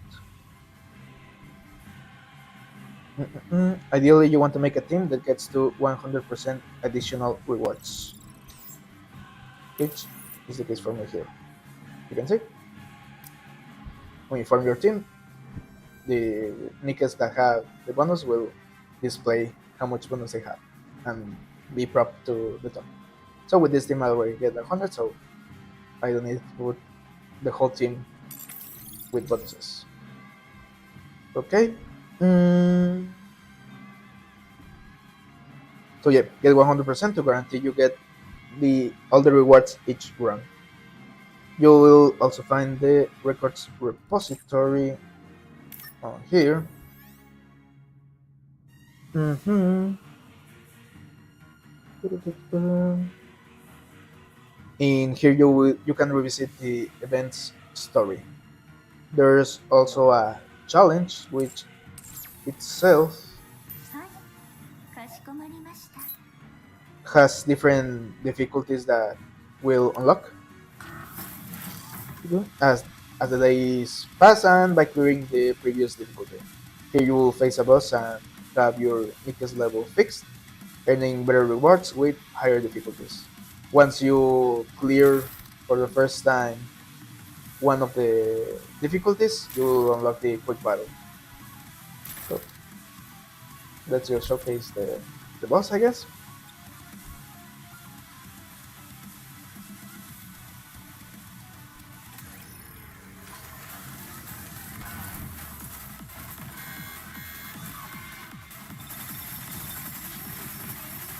So you can see, thanks to my equipment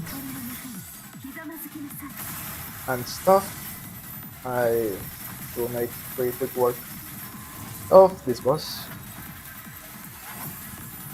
Before the addition of collection items, the last two difficulties, well, the, the one before last could be a bit challenging, and the very last difficulty was very hard to clear. But now that we have the collection items, we bypass completely that difficulty, it seems. Alright. Where was I? Next, we have the event missions, which give some rewards based on how far on the story you have reached. So here you will see that for each chapter cleared, you get something, and when completing everything, you get additional rewards. Da, da, da, da. Finally, we Oh, we also have the event shop in here. Ta-ta-ta. In here, you'll use the event currency to buy resources. From here, I actually recommend buying everything except the re-energy. Don't buy this. And credits, but leave them for last. Um, or or well, actually the credits you don't have to buy them. When the event ends, all the currency you had left over will be automatically converted to credits. Well, anyway, we also have the 30 core dust here. This I also recommend buying it, but only after clearing the rest of the shop. Mm-mm.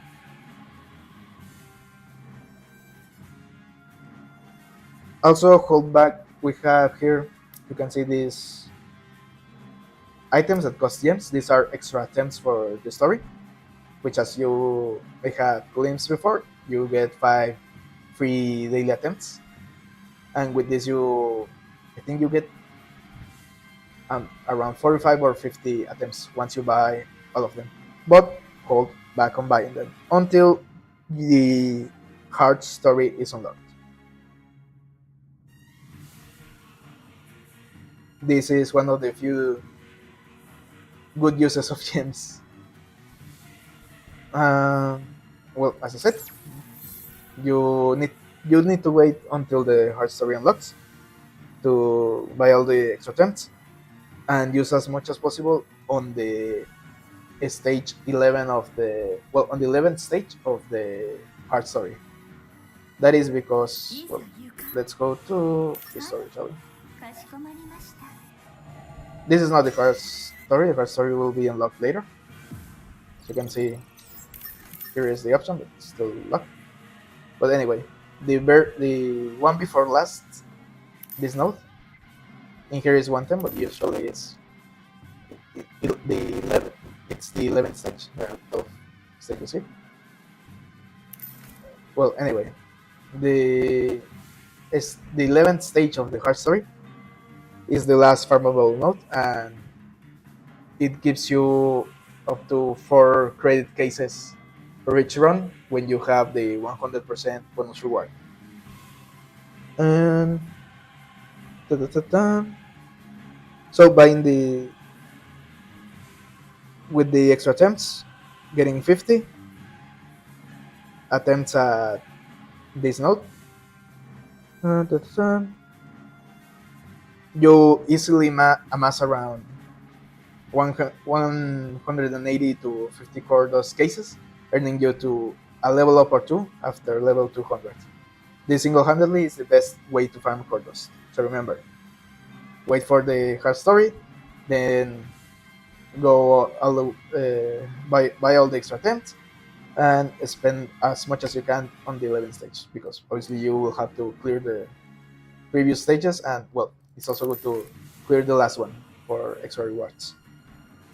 Once you clear all the stages of the hard difficulty, go back to farm the last farmable node. And yep, this way I have sped up a lot my level ups. Mm-mm-mm. Well, finally, events are accompanied by a daily login, which it's right here for this event. Mm-mm-mm. Events are usually accompanied by a daily login campaign. Rewards vary from different resources and usually include a total of 10 advanced recruitment vouchers. However, in the case of the normal events, these campaigns exist outside of the event lobby and usually appear when you log in for the first time in the server cycle. So it can also access via the events window I showed before. Now, the premium events. This current Evangelion collab is a premium event. As you will see with my explanation, the premium events have everything a normal event offers, with a few additions. First, premium events have their own map, similar to a campaign chapter. Here you will also find treasures and songs spread throughout the field. with more collectibles appearing gradually each day, all the way until the end of the event. And as you complete the story, the story in here will often be composed of two or more chapters or parts, each releasing with a few days in between. Only the last one having a hard story, as I already showed you before. In the case of this event, we have three parts, and only the third part will have a hard story. Mm, each premium event will also have a unique minigame, which in this case is this one over here. These often have an internal system of daily activities similar to the daily missions, which for this one is here. And you also get a daily reward for just attempting the, the minigame. And speaking of daily missions, you probably caught a glimpse of it before, but premium events will also have their own daily missions, separate from those of the minigame and from the story progression rewards. Furthermore, the daily login campaign for premium events, as I have already showed you, will be found in the field 2, which is here in this event. As if that wasn't enough, premium events will also have one or more mission passes. It basically one mission pass for each new SSR the character the current event is featuring. These work exactly as normal mission passes, with the only difference being that some missions can only be completed in the event, and that the rewards change on the free section, now being, if you see here, now being resource cases and event frame at the end. Well, normally it's an event frame, but I believe it could also be other stuff. Ta-ta-ta. Finally, in these types of events, you will also find one or several co-ops, which I will explain in the next section. Which, as you can see right now, there's no co-op currently activated, but in a few hours, one will start right here in 2 hours. Maybe I'll stream again when the co-op drops. But let's continue with the guide, shall we? I'll leave that for later.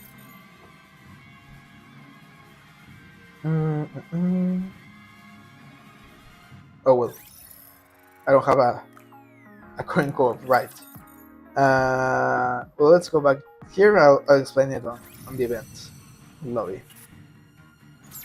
Co-op are limited time boss fights that you attempt in real time with other commanders in teams of 5. Each player will bring one singular NIKKE to the battle, making nonverbal communication key in order to build a team capable of full boosting effectively, or alternatively, organizing an attempt with friend or unit mates for smoother runs.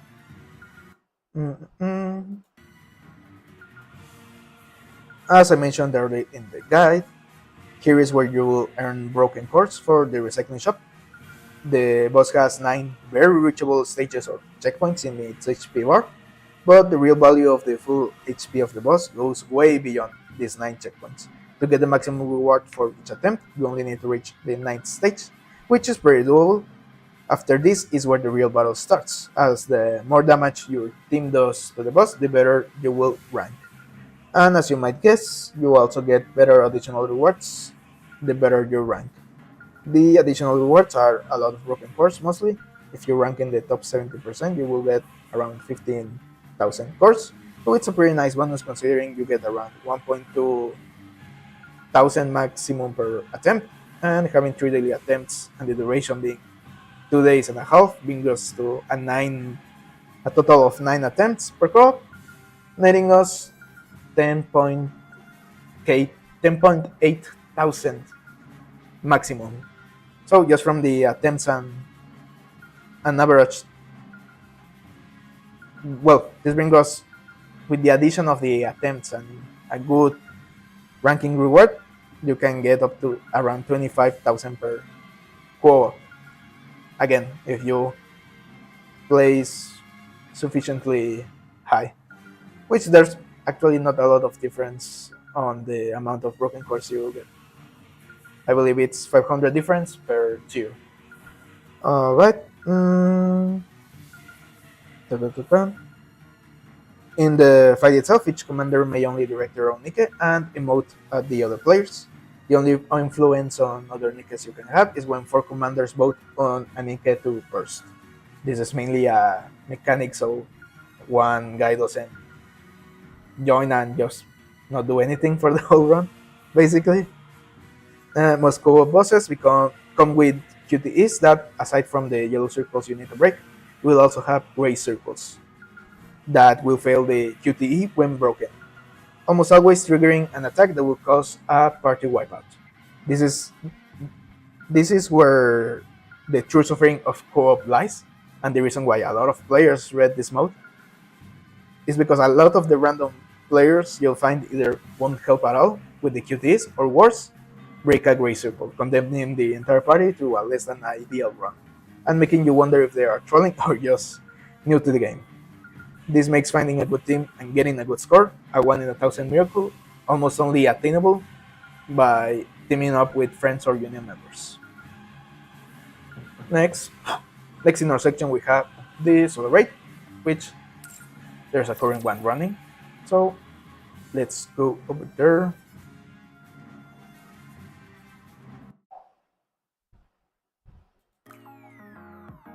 Alright, here. Here in Solar Raid, you will find a game mode similar to Union Raid with some key difference. Here you'll find just one time limited boss that repeats across 7 stages and a challenge stage. Each stage requiring you to beat the previous stage and increasing the difficulty of the boss. Each day during this event, you will get 3 attempts. Inside each attempt, you will have 5 chances to defeat the boss, each chance needing different nickes as you can use the same one more than once. Each battle's damage adding up similar to the Union rate, so you could beat the boss across different battles. Mm-mm. Only in the challenge mode, you do not need to beat the boss on the attempt. Furthermore, the attempts for challenge mode are counted separately from the normal stages.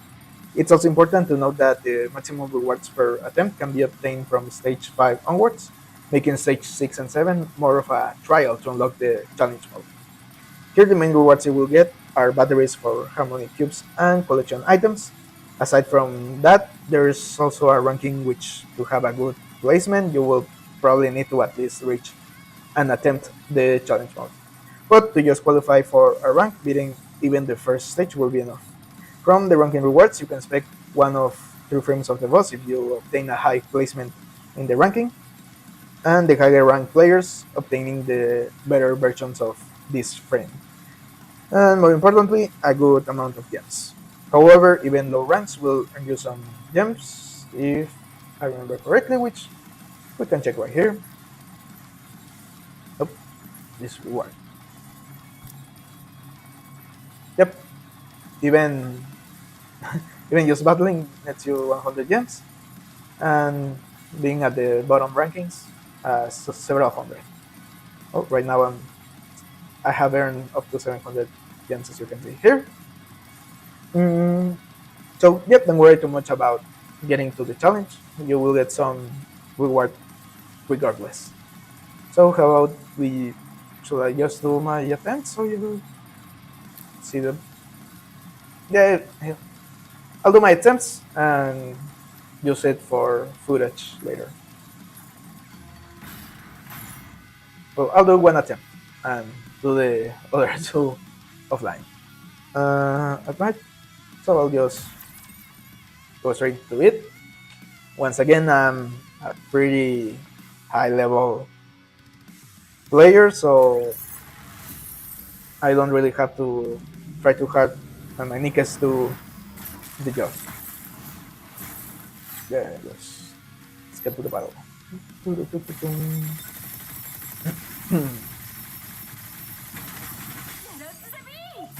クラウン王国の光の天地万物を切るとは私が戦争に立ちます。皆さん攻撃を。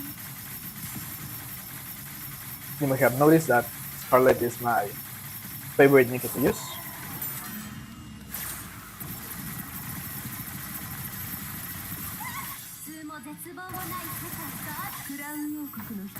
I guess I should be blocking this attack with the cover, but the current difficulty is not a threat to me.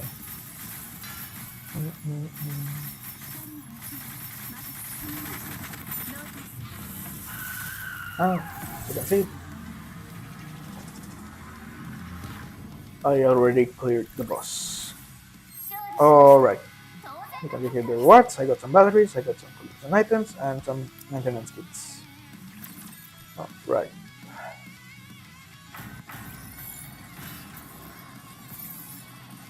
Okay, and with that, difficulty 5 is unlocked, but I'll do it later. I just wanted to showcase how the battles work. And well, you saw that I could choose teams, and I had 5 events. On this side once I enter an event. Okay, let's go back, shall we? Let's move on to our next section, which is recruitment. The main reason probably most of you play the game. On the recruitment section, we'll find the gacha. We have several types of recruitments. First, we have the ordinary recruit right over here. This is the equivalent of the general banner in other gacha games, but I would think in NIKKE it's a bit better than some of the other games. In NIKKE, most characters become permanent after their debut, meaning they could be recruited here. The only NIKKEs that aren't available here are seasonal ones like the Summer NIKKEs, and from collab events like the Nier Automata and Evangelion characters. When doing normal recruitment, you will earn 1 silver mileage ticket per pool and the corresponding body labels. And as I mentioned before, 200 silver mileage tickets can be exchanged for a body spare in the shop. What makes the ordinary recruit even better is that after performing 40 pulls in here, you can set up a wish list, which is right here.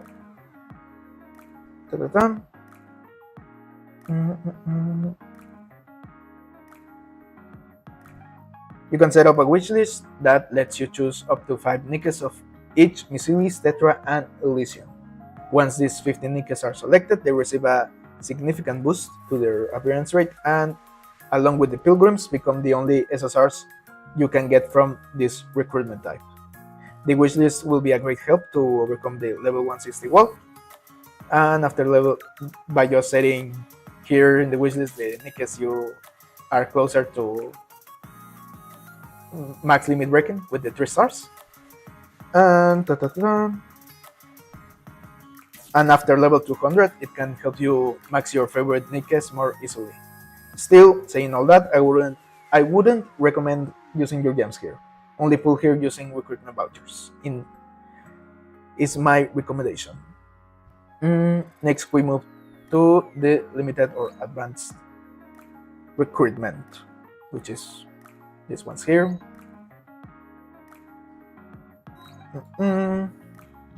Well, these are the limited banners, most of them featuring a new NIKKE, on rare occasions being a rerun of a previously released character. Well, I think there's only been a rerun so far. Well, they feature the new NIKKE and the ordinary recruit pool too. Here is where you should, well, without the wishlist effects, obviously. Here is where you should use most of your gems. Once again, each pool will earn you the corresponding body labels, but here you will also get gold mileage tickets. 200 of these can be exchanged for a NIKKE being featured in the current limited banners on the mileage shop. Please refer back to the mileage shop section for the optimal use of gold and silver tickets. Next, we have the social point recruit, which is over here. Here you'll use the points gained through friends to pull, making this recruit option the free gacha.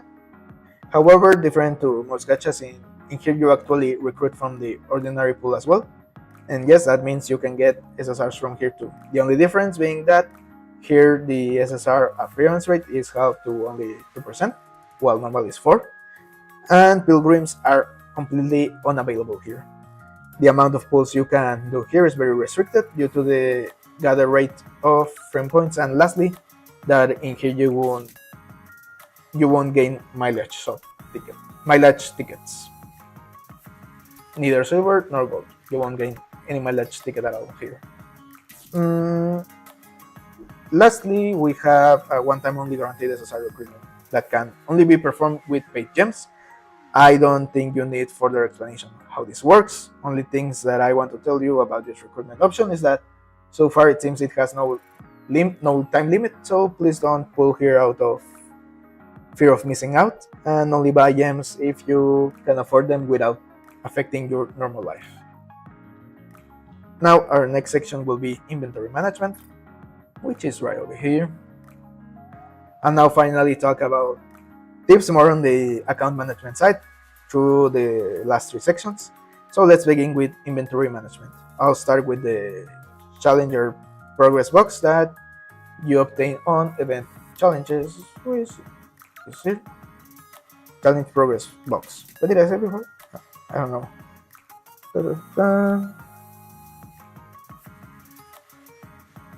I said challenge. Start with the yes, I said it right. Start with the challenger progress box that you obtain on the events challenge, which is the boss I showed you before. I recommend using all of these for cordos and using them as soon as you get them, since these are not affected by your outpost defense level. So I'll just show you here. Just exchange them all for cord dust. Like this. And ta-da.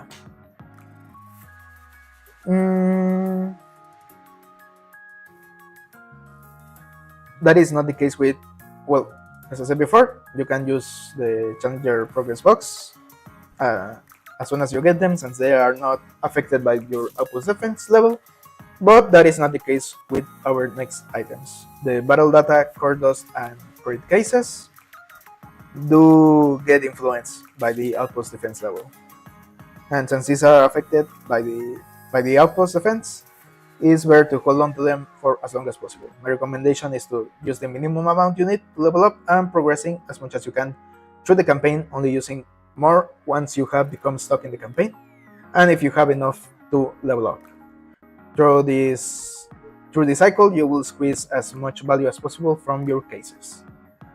On the chests that let you choose among cases, I once again suggest getting all the cordos and using them whenever you want, really. On the case of manual selection and collection item selection boxes, I suggest only using them when you are in need of a specific item in the selection. Well, first let's show you. These are the supply boxes.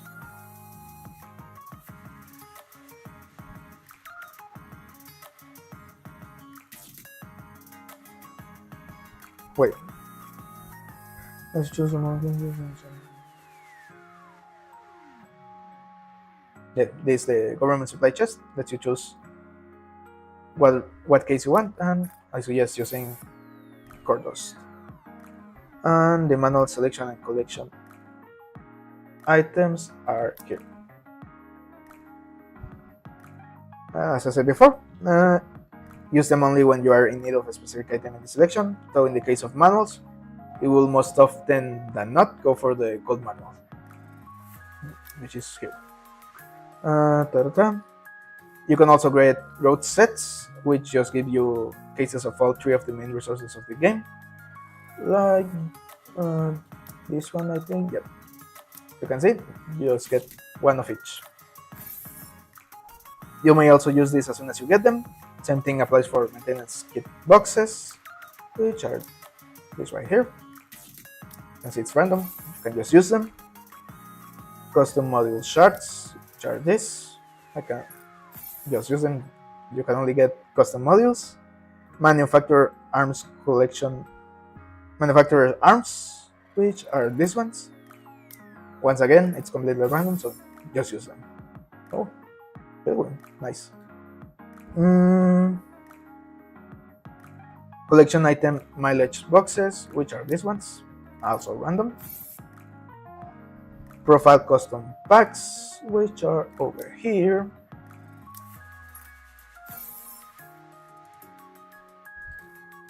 and molds, which I have several. Wait, what the heck? Oh, you can only use 2 yet. Okay. And molds. You can also use them as soon as you get them. Oh, nice. SSR.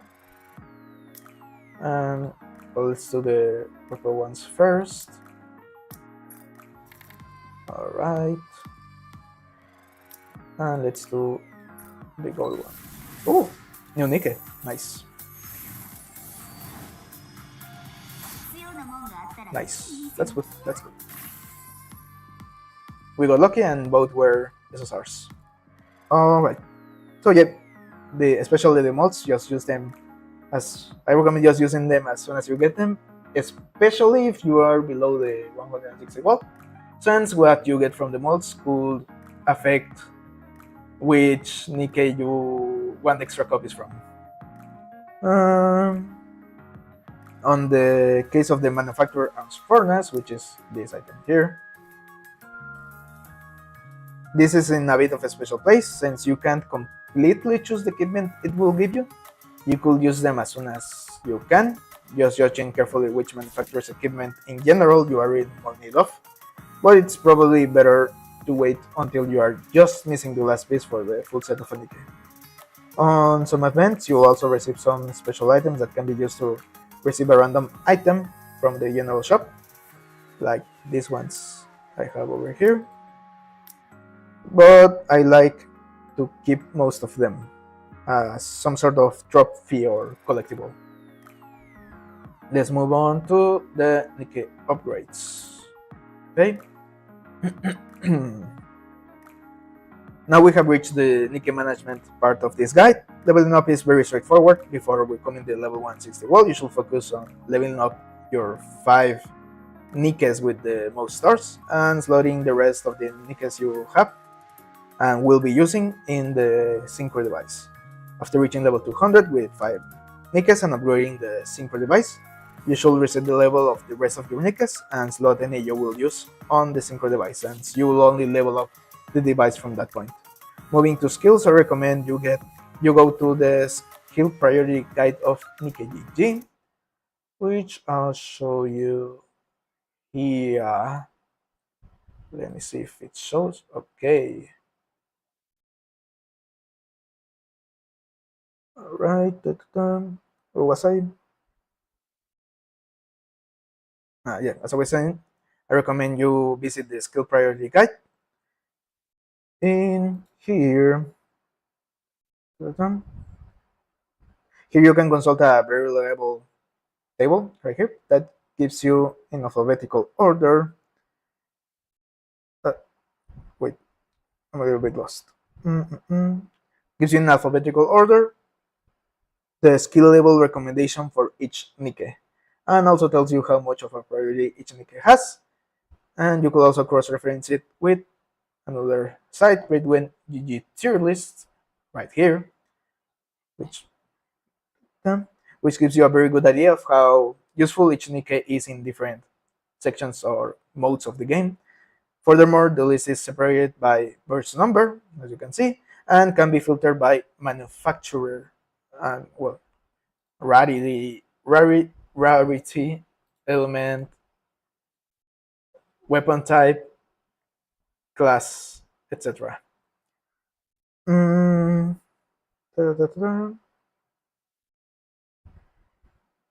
This way you can more easily set teams, especially for trade towers and other sections of the game. Since skill materials can be very scarce at times, it is important to have a good idea on which NIKKEs benefit your account more at any given moment and invest in them. Then we have equipment back here. Let me pull back the game. Okay. Well, I should probably show you where the skills are. Here are the skills. You enter here, and well, here we no, ground stop. I don't want to get banned. Here you have the skills, and well, max level is 10, and you just go here and upgrade them. And you can see here the necessary materials As you can see, I've been stockpiling on a lot of them, so I'll should do some management of my own. Well, back to what I was talking before. We have the equipment. It isn't really worth investing in upgrading equipment until you start getting tier 9 manufacturer equipment, since all lower tiers will eventually get replaced. Also, you need to level the tier 9 manufacturer equipment to its max level of 5 to overload it with a custom module. And this can be quite expensive. Once you have attained overloaded gear, this equipment will belong to the NIKKE currently wearing it, and you will unlock additional randomized effects on said piece of equipment. As you can see, let's use this one here.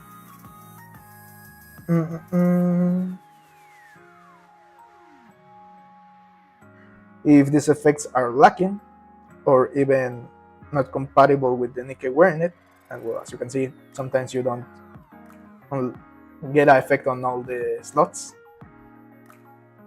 you can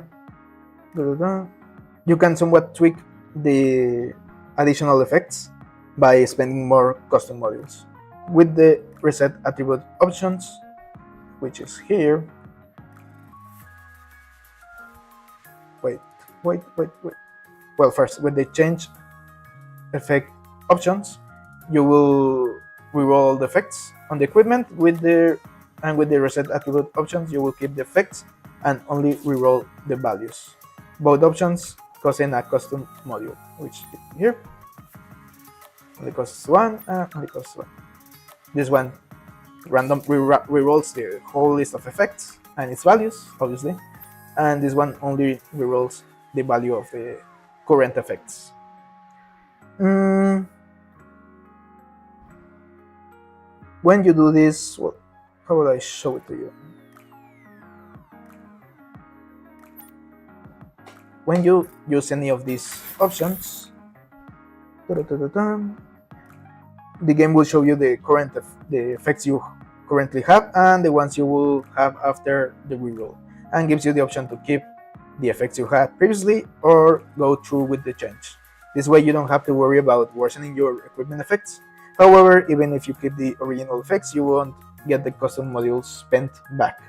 Another good thing to know is that when the effect is near its max value, it can happen, the numbers will become blue, and when it reaches the very max value, the text box will also become black. Which I'll show you. First, critical rate, not very useful, these effects for this particular NIKKE, so I'll just keep the one I had before. And well, here you see, this effect is near its maximum value, so the numbers turn blue. So once you have a good effect with a good enough value, you may want to lock it, like I did here, to continue rerolling the other effects. The first time you look an equipment attribute, it will cost you 2 custom modules and 20 custom locks, while locking a second effect will cost you 3 modules and 30 locks. Furthermore, locking effects will increase the cost of rerolling equipment by 1 module for each lock. You can see here, if I want to reroll this one, I need to spend 2 custom modules. With each NIKKE benefiting more from different effects, it is a good idea to once again go to NIKKE GG and check the overload priority guide, which I'll show you right here.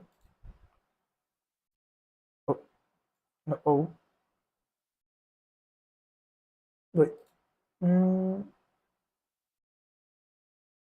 Actually, I think this works fine. All right. Let me go here, and here you will see the guide I'm talking about, the overload priority guide. Here you'll find another table going over the recommended effects, and in I got a little bit lost in the text in my notes here. Here you'll find another table going over the recommended effects and in how many equipment pieces it's recommended to have them. The only downside of this guide is that it doesn't include all the NIKKEs in the game. only the most useful characters are featured directly here. But to make up for that, there are also tables with recommendations down here.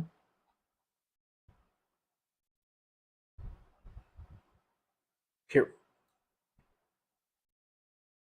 here we go. Ta-da-da. They also feature tables with recommendations by weapon type or archetype, so that you can equip effectively even nickes that don't make a direct appearance here. So now let's go back to the game here, right? Next, we have the harmony cubes. Since I already explained them before in the lost sector sections, I won't explain them further right now. I'll just tell you that there are also guides that, here's the cube. There are also guides that give general recommendations for which cube is better for which Nikke, but there are some disagreements between different guides. So aside from the other recommendations I already gave in the lost sector, there doesn't seem to be a more definitive placement for most units. We also have here limit break or core enhancement right here. Here is where you'll use spare bodies on your nickes, giving them a pretty nice stat boost. Once again, I remind you that by doing this 3 times with a SSR Nikke, you increase her natural level cap to 200. After those first 3 limit breaks is when this option becomes core enhancement. You can do core enhancement a maximum of 7 times. So this means that effectively to fully enhance a Nikke, you will need a total of 11 copies, or 1 copy and 10 spare bodies from the shop. It is definitely possible to achieve this with at least 1 Nikke for free-to-play commanders, but it will take a very long time to do so. And well, just to illustrate that, let's go to one of the Nikkes for which I got a core. Leona, right? I got a core for you? Yeah. You can see. And here it's called limit break because I haven't gotten to the 3rd star yet.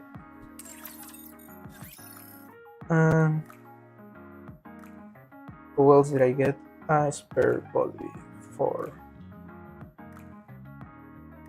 Or was it? It was a new Nikke, right? Yeah. Here she is. Alright. So yep, that's it for the limit break or core enhancement. Lastly, on the Nikke upgrades, we have the recently added collection items, which are this here. These are those divided by weapon types and come in 2 rarities, R and SR, that become bound to a Nikke once equipped. These dolls have the potential to give massive stat boosts to your units, even more so in the case of some characters like Laplace and Viper that have the option to further upgrade them into favorite items. As I'll show you here, where is Laplace? Here is.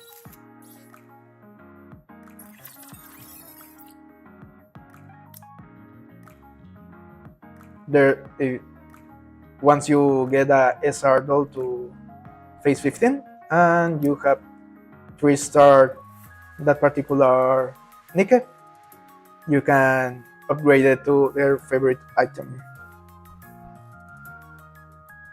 Alright, the best way to enhance these dolls is by starting with a R or rare doll, enhancing it to its max level, and then upgrading to the SR doll.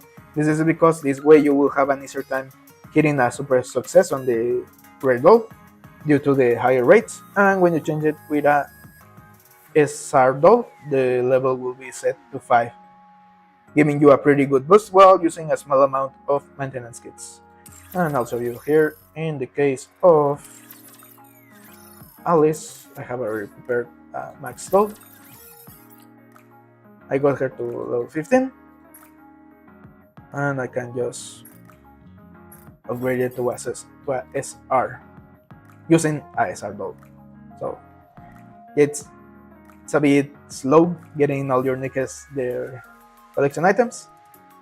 And well, you see here, The blue gives me 2.2% chance of super success. Purple gives me 8. But if I go to a NIKKE that has a rare, no, not true. I'll give one to Maxwell to show you guys. Yes. Okay. Oh, no. Not this. And then, as you can see, here is dramatically higher the super success at 17.6% for the blue ones and 55% for purple ones.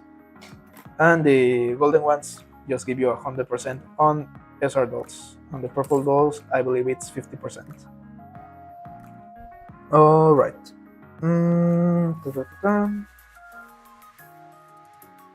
So let's go back to the main the NIKKE menu. You will notice here that we have shortcuts for liberation, for advice, and lastly, well, I already talked about liberation and advice, but lastly we have the NIKKEpedia.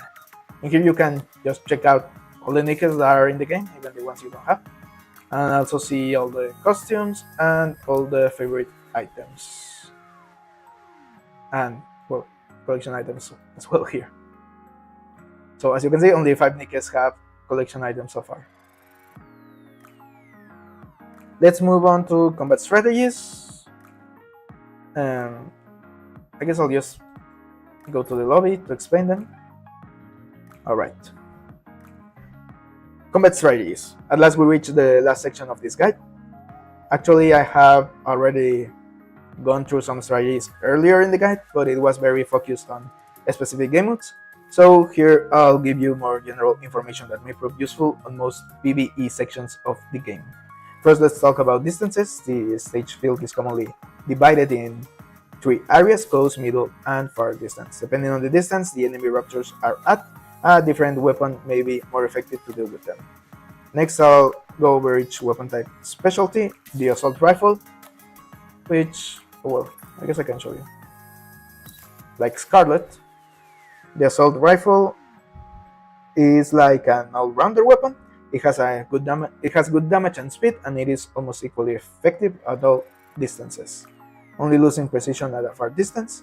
And in the exclusive case of Scarlet, she has a slower reload time, but usually assault rifles are kinda quick at reloading.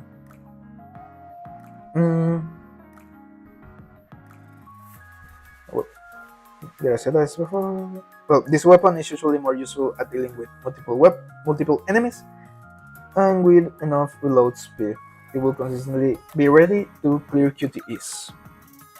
And next on, we have the sniper rifle, which Alice and Red Hood are good examples.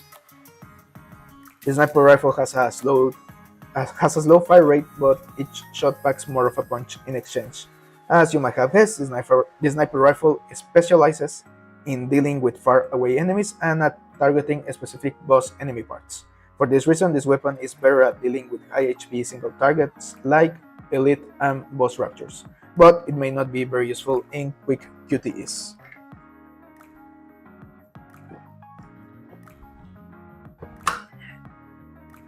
Next we have the rocket launcher.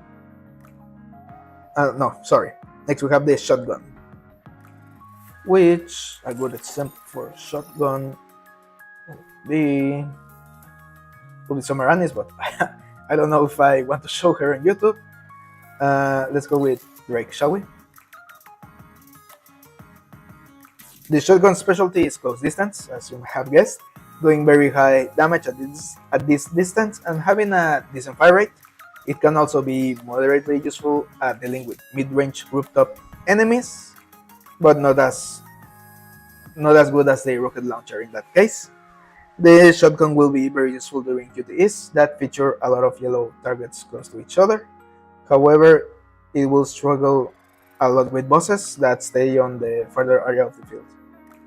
As I mentioned before, shotguns are better suited at dealing with Great Vigor. Next we have the rocket launcher. This weapon excels at clearing groups of enemies regardless of distance, since every shot does a good amount of AoE damage, and in some bosses this AoE is big enough to damage multiple parts at the same time, making it a good option for boss battles. As a price for all this, the fire rate of these weapons is even slower than the sniper rifle, but the ability to hit multiple enemies at once enables this weapon type to charge the burst bar rapidly. The next weapon type is the machine gun. Oh wait, I didn't show an example of the rocket launcher. Sorry. Lab Blast is a good rocket launcher, as well as Rapunzel is also a rocket launcher, but she's a healer, not damage focus. And we also have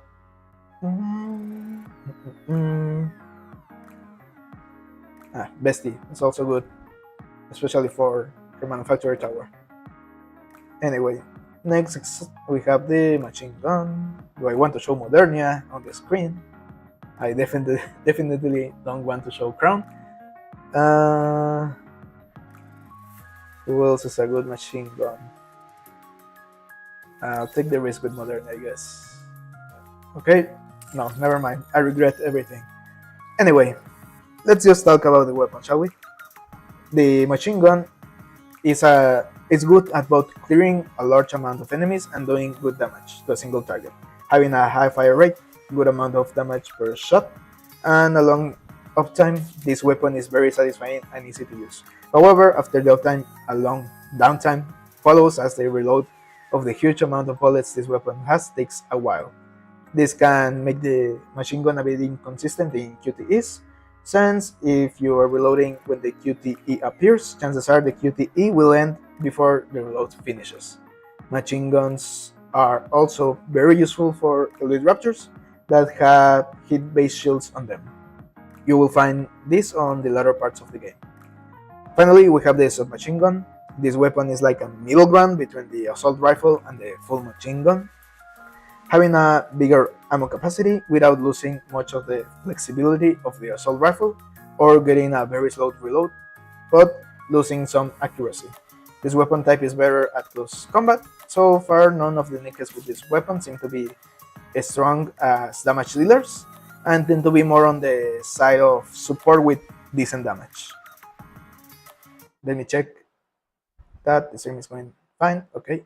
Holy almost 3 hours already. Damn. Alright. Let's continue, shall we?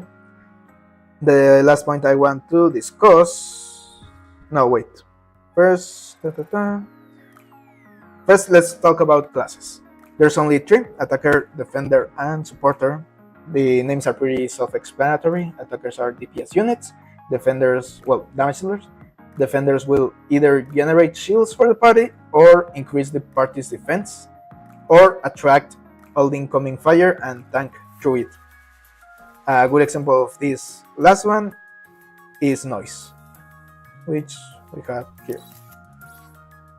The last point I want to discuss is the elemental damage. All NIKKEs and Raptors have both elemental weaknesses and elemental damage. As you can see, elemental damage for Noise is electric, and well, I don't know if there's one here.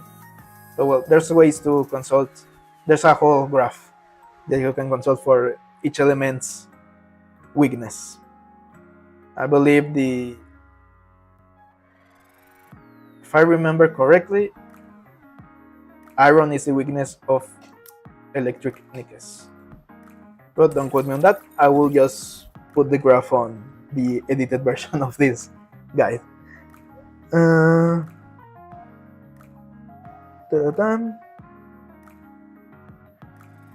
yeah, all NIKKEs and Raptors have both high elemental weakness and elemental damage. This system, however, isn't that important, honestly, on most of the game, only offering a moderate damage boost if you attack the elemental weakness of an enemy.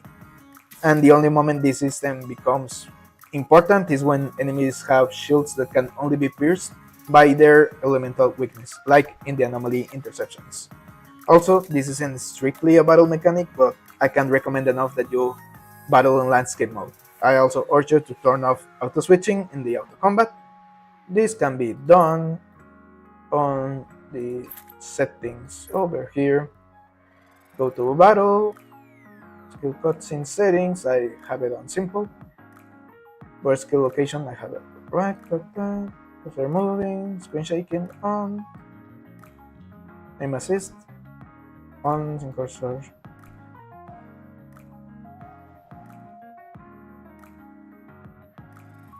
Yeah, the shortcut for all units to take over, very useful on PC.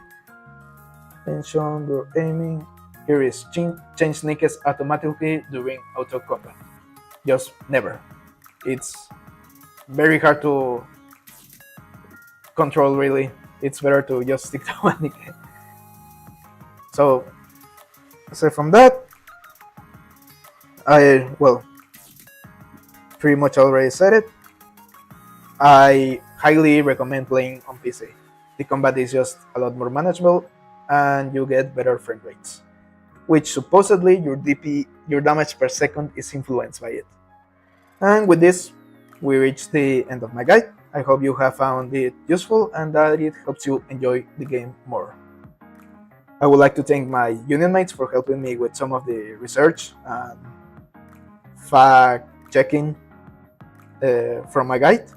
A special thanks to Kakuho, Kim, Burms, Vides, and honorary union member Savante. I'll also thank Quidwin.gg, Nikke.gg, and the Nikke Goddess of Victory International Wiki, since I referenced some of their articles for this guide. Feel free to apply to my union Onegai when spots become available. It's right here.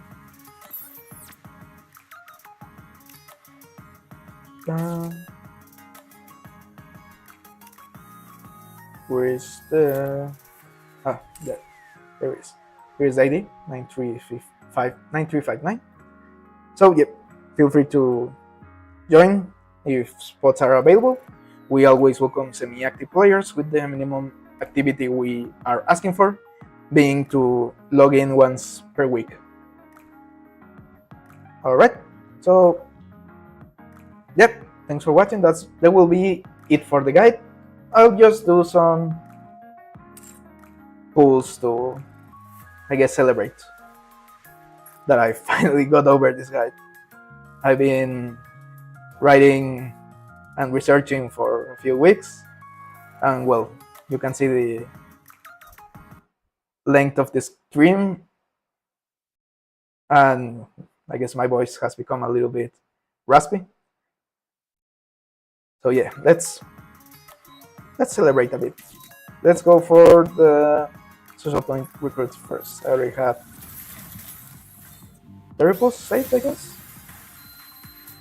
Ooh. Let's go again. And portal. Alright.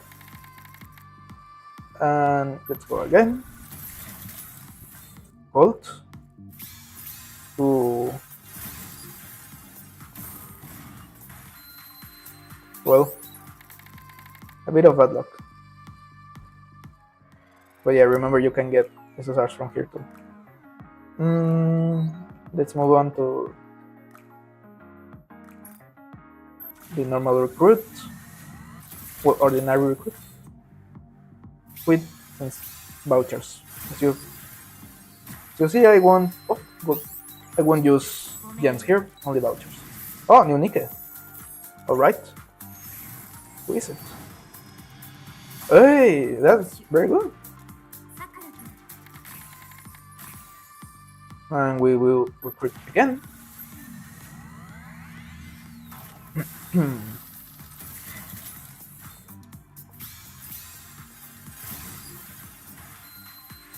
Alright. We still have 10, right? Yeah. One last multi. Alright, and oh, gold. Nice. Let's go. Alright. Skip. Oh, spare for the one I just got from the mods. All right, let's go to the limited recruitment next. Let's see if we get anything good. Ooh, gold, Asuka. Hello, first try. Hello, ごめん Pilgrim. It's one I don't have yet. Let's go! 褒めたたえなさい Finally, があなたの I'm 横 a にいる proud Haran owner. Hey, it's not the limited unit, but I won't complain, honestly.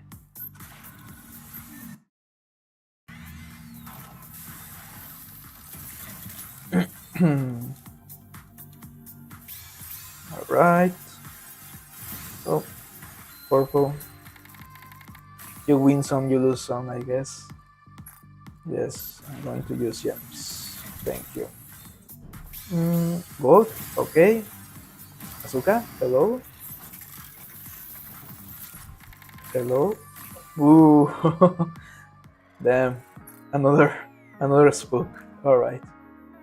I still can do 20 pulls more. Alright. Sad. Let's do Ray. For the last 10 pull I can do right now.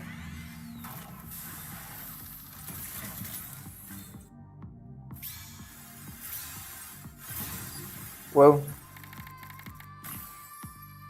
we got 3 SSRs. Yes, right? Pretty good, I would say.